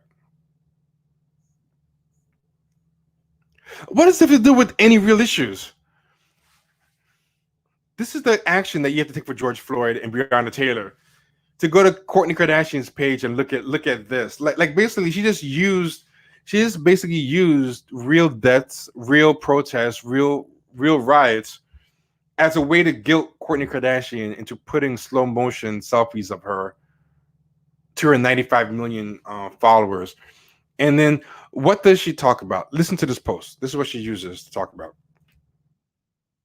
I call myself badass boss. Everything's about herself. She's a raging narcissist. I call myself badass boss, but my father named me Bozoma, and short for Bozoma is Bozo. That's very interesting. That if you take away the ma at the end, she's Bozo after his mother. My name can be loosely translated to mean spirit or goddess. She's advertising herself for Kourtney Kardashian's followers to follow her. So originating from the Nzima and Fanti people of Ghana, what does any of this have to do with Black Lives Matter or the protests or defund the police? I don't know, or anything. And I'm proudly first generation American. Although I have many titles and description, being black is an identity that I hold with reverence. My melanin skin, which bounces off the sun and soaks in its rays, fills me with joy, and sometimes can hurt with pain of carrying the weight of injustice that I face. I've walked through America's largest corporate hallways and have had a C-suite in many of its boardrooms. But although I sashay in my stilettos, I recognize that we are not all seen as equal. As we have seen, and look at the priorities here. After that whole narcissistic masturbatory speech, now is the time, low down the priorities to bring this up now. Listen to what happens now. After boardroom stilettos, my sun-drenched melanin skin, and still I rise beautifully, whatever. She goes, we are not all seen as equal. As we've seen the murders of black people because of racism and police brutality, like Breonna Taylor, Ahmaud Arbery, and George Floyd, there are many other horrendous unseen acts committed every day, like me not having more followers, basically. We must all be vigilant to ensure that bias, which goes unchecked, doesn't become a statistic that we then hashtag. We must work together to hear those who cry out for the basic human right to breathe and to matter. Hallelujah, hallelujah. She cries out to the heavens above. There is a stone in my heart. She lives in a world she didn't choose, and it hurts like brand new shoes. Sade from her song Pearls. Thank you, Courtney, for opening up your platform and having the courage to share the mic now. And shout out to my beautiful black sister who are doing the same all over IG today. Let's roar. Black Lives Matter, and a lot of people are like raving and whatever. Then her other post is to tell people to tell other people to do the same thing. And the funny thing is, if you look at the comments, they get like a fraction of the comments that she normally gets. Like Courtney shows a picture of her ass, it gets like 5,000 likes, and this thing got like 1,000. It was pretty funny. Like they all just checked out for those ones. And to me, it didn't even work that well because I'm like 95 million followers, and that's the best you can get is like 230 at the end of the day. I don't know. It is what it is. I don't know. But we're gonna end it right here with one last thing. Thanks for your patience so far. We're gonna end it right here with one more thing. Right. So back to this thing. Share the mic now. Let's look at who's here. Bozomo St. John, Kourtney Kardashian, Lovey Ajayi Jones, and Sophia Bush. Right. So let's see. Lovey Ajayi Instagram is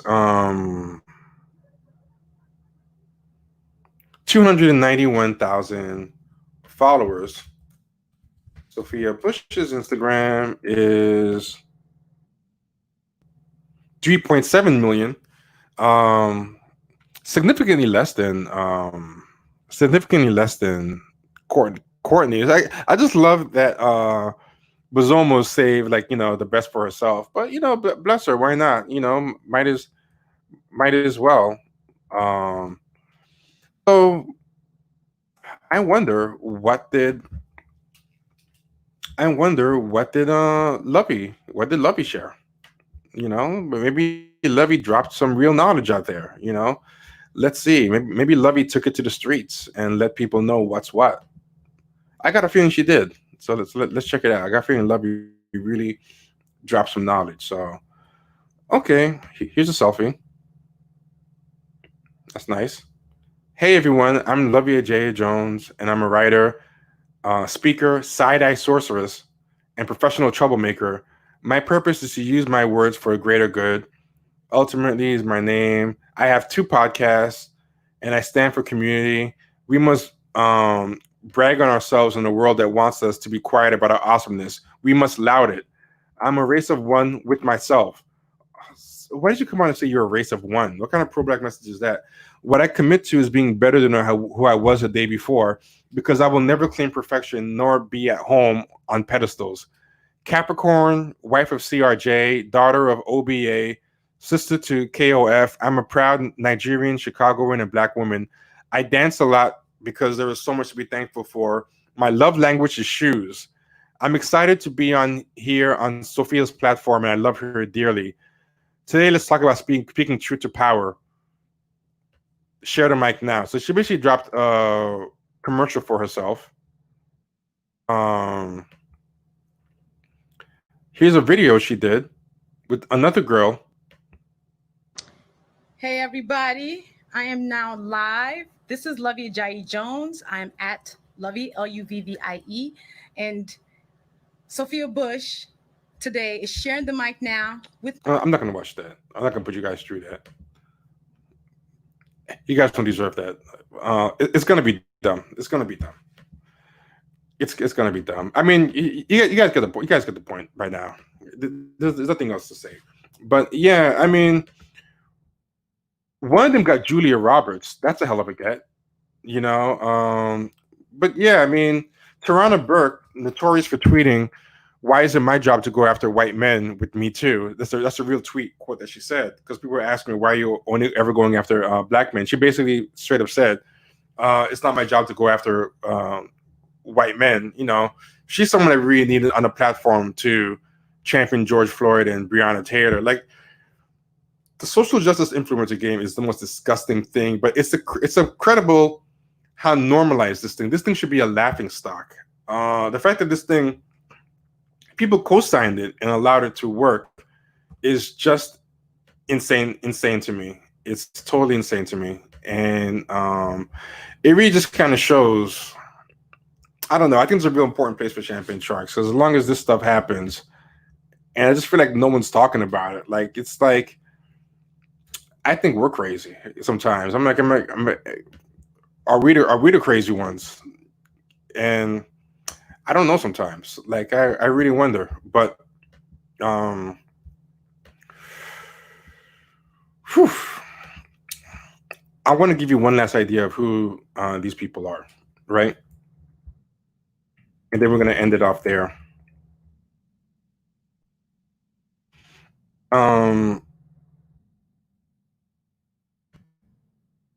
So the story gets everywhere because she's really good at being influencer. So she gets this everywhere, and it's shared like it's something really serious.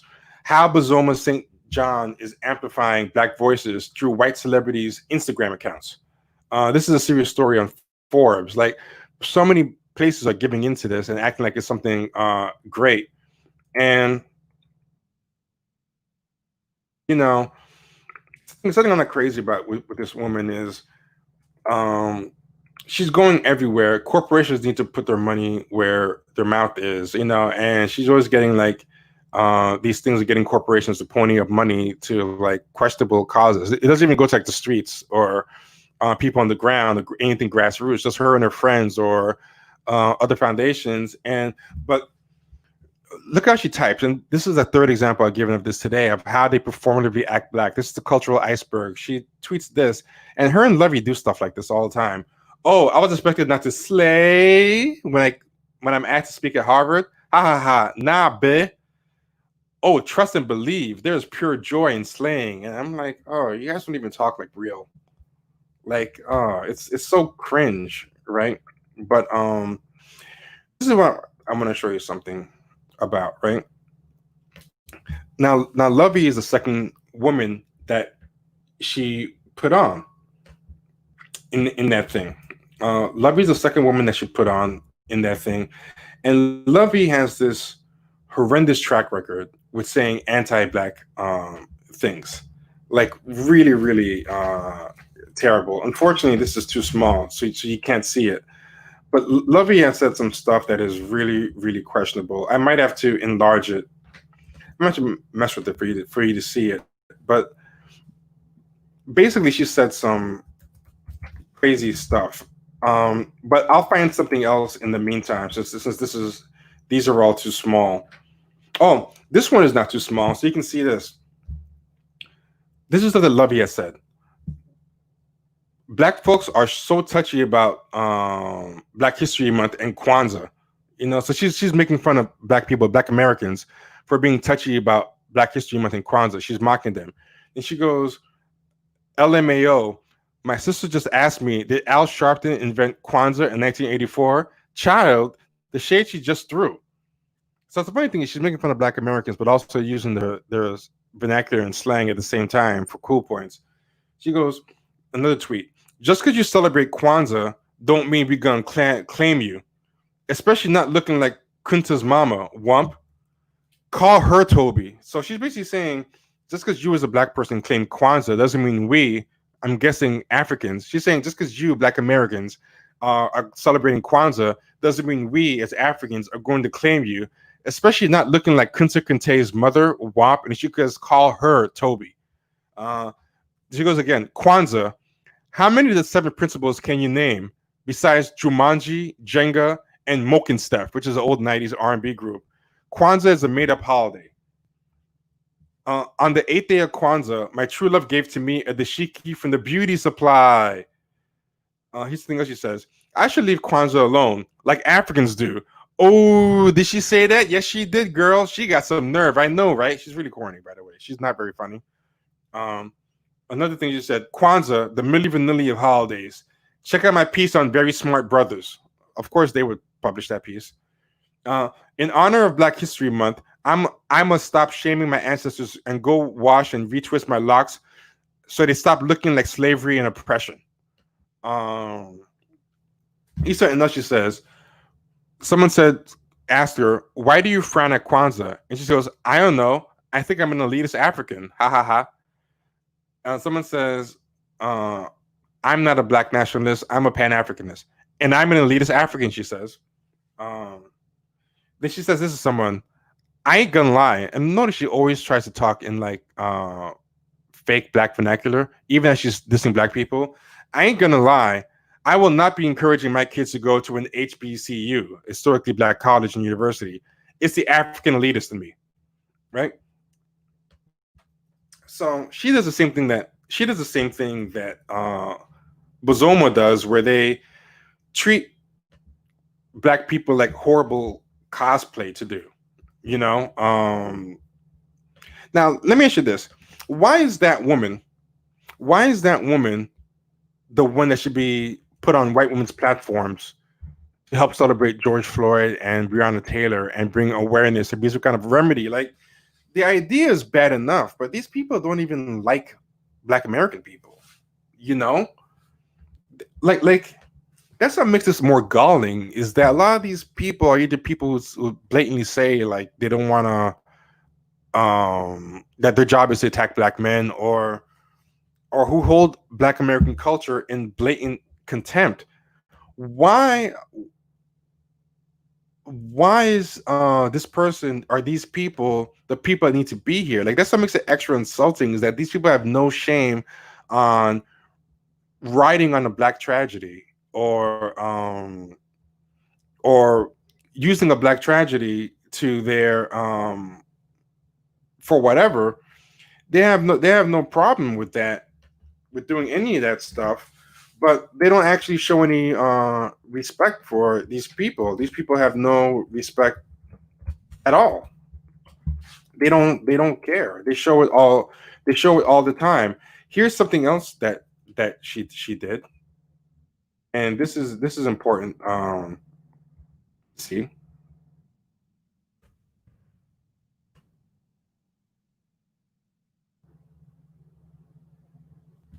Hold on.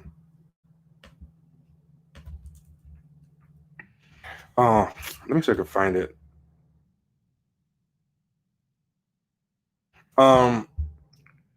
Here it is. I'm gonna show y'all this. Look at this.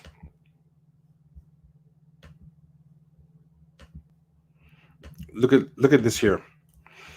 So this is a quote from her. She goes,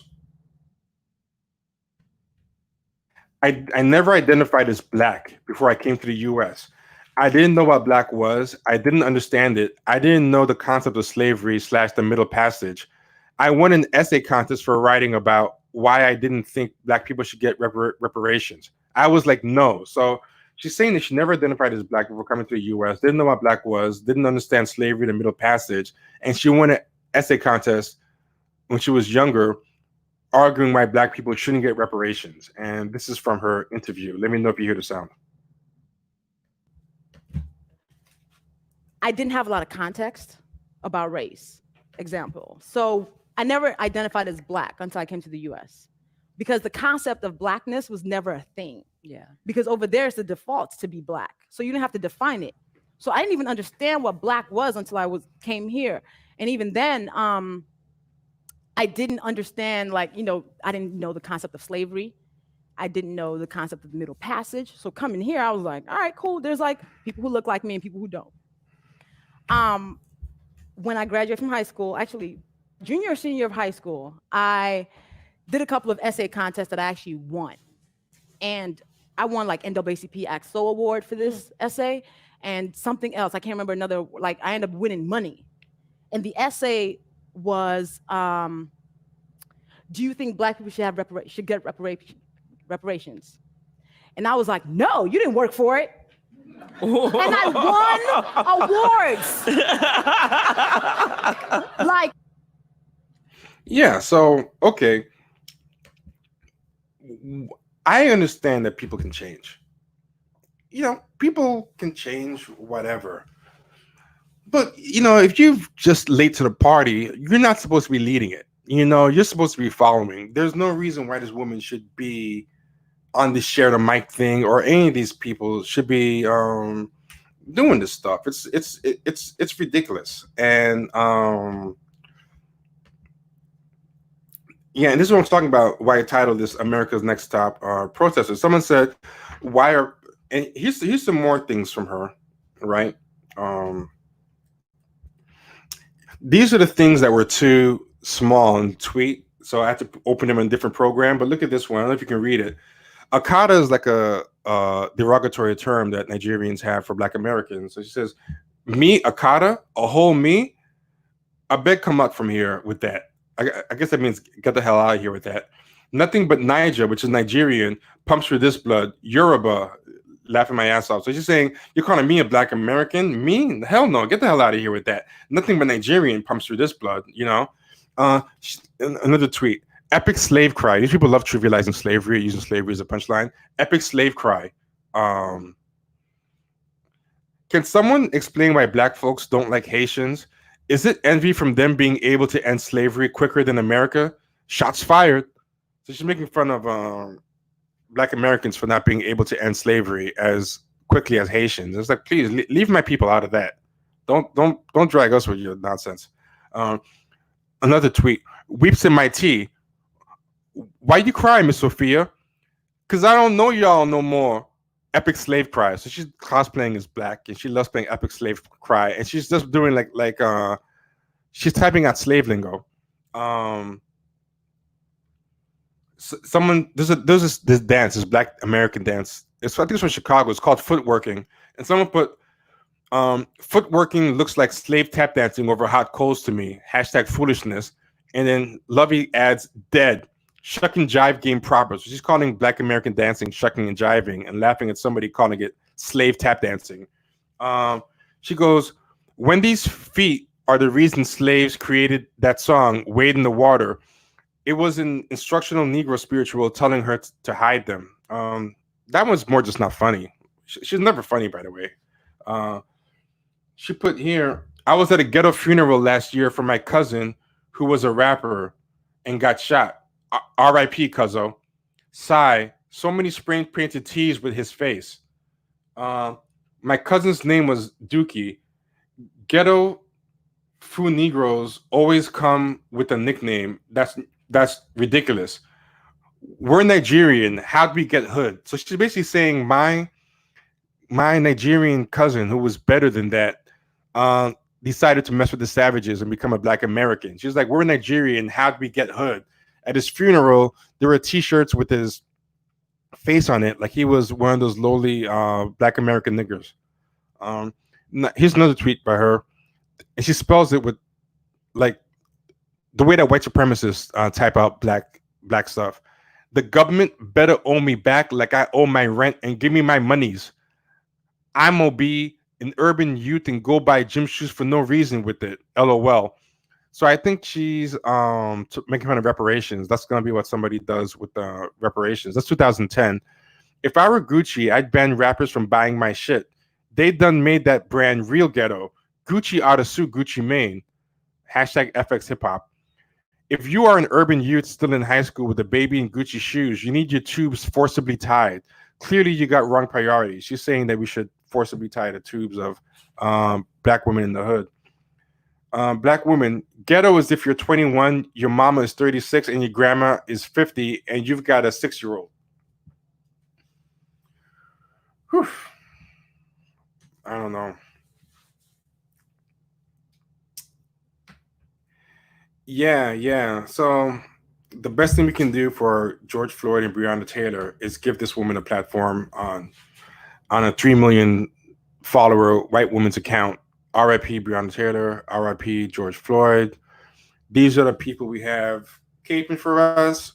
How is this different from Limbaugh? It's the Black person saying it, so it's okay. That's what counts. Yeah, she's worse than Candace Owens. I would say, well, she's a reform Candace. She's a liberal Candace Owens because she votes Democrat, so that's okay. You know? Yeah, and like a lot of that stuff was old, not old enough. I don't think there's long enough ago for a Black person to be thinking that. But I mean, at the end of the day, like even if she's changed, she should not be the head of a movement or of Black Americans, you know, about Black American causes and Black American problems. Like sit in the back of the bus and you should be acting like an ally, like those white people. Like you should be in the ally side, trying to make amends. And what can I do? In fact, you should be giving your platform to somebody who's really about it, you know? Yeah. Last thing, this is what Bazoma St. John does for a living. Uber was getting problems for racism, so her whole hustle is to find corporations that got in trouble for being racist and offer services as a fixer of sorts, helping them to PR rebrand. So here's some of the stuff. People love the Uber product; they don't necessarily love the brand. And she comes there in Financial Times magazine to sell them and why it's a good brand and it's not racist. Uber executive Bazoma St. John said tech executives should be held responsible for boosting that diversity in their lives. So she wants to tie exec pays to boosting diversity. So basically, it means hiring her and her friends. Here's a story about her. She's a keynote speaker at this place, Moxie. She's a marketing and advertising superstar who has helped transform major companies like Uber, Apple, and PepsiCo. Now you can see Bazoma St. John's give the keynote event at Future X Live, the next 10. Earlier today, Bazoma St. John's said she's leaving her chief brand officer job at Uber to head over to Endeavor, in entertainment industry behemoth. Like, I've never seen anything she's actually done to really help regular Black people, or even there's like no numbers or anything. I've been trying to find what she actually does, but all she does is just kind of get them to cut out a couple of paltry checks places and maybe hire some of her friends and then move on. I've never really seen what great numbers of diversity she does at these companies. What happens after she leaves, right? She worked at Apple to remind marketers that we are in the feelings business. She just goes to panels and promotes herself and gets her friends some jobs and gets a quick check. And nobody knows what happens after she goes. But this was really interesting.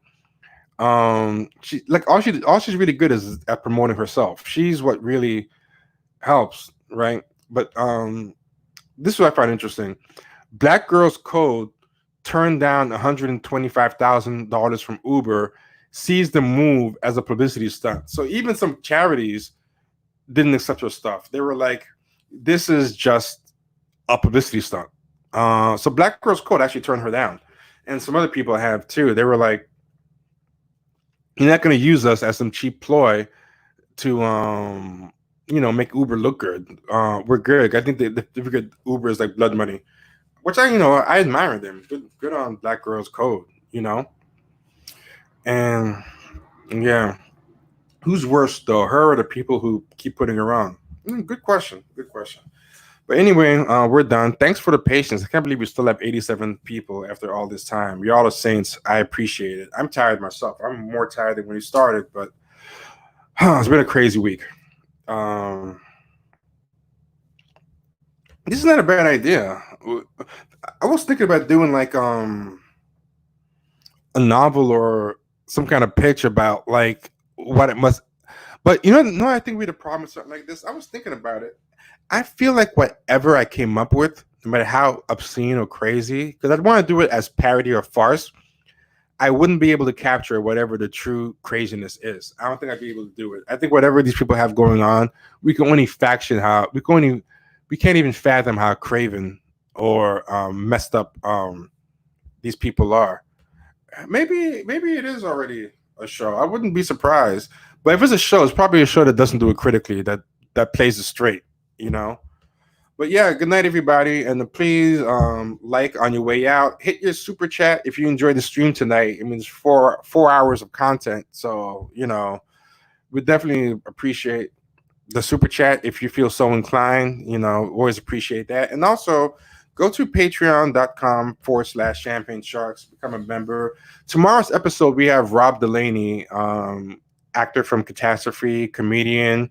He was the guy with the mustache in Deadpool 2. He's tomorrow's episode. We talk about some interesting stuff. It's pretty cool. So definitely check that out. But yeah, at the very least, if you can't become a patron, it's only $5 a month. But I know times are tough. I'm not going to shame anybody if their pockets aren't like that right now. At the very least, then, if you can't become a patron, if you can't do a super chat, then at the very least, just like, comment, subscribe. That's always appreciated. Just share it with a friend that alone is fine. We appreciate everything y'all do for us, and have a good one, everybody. Take care. Love y'all.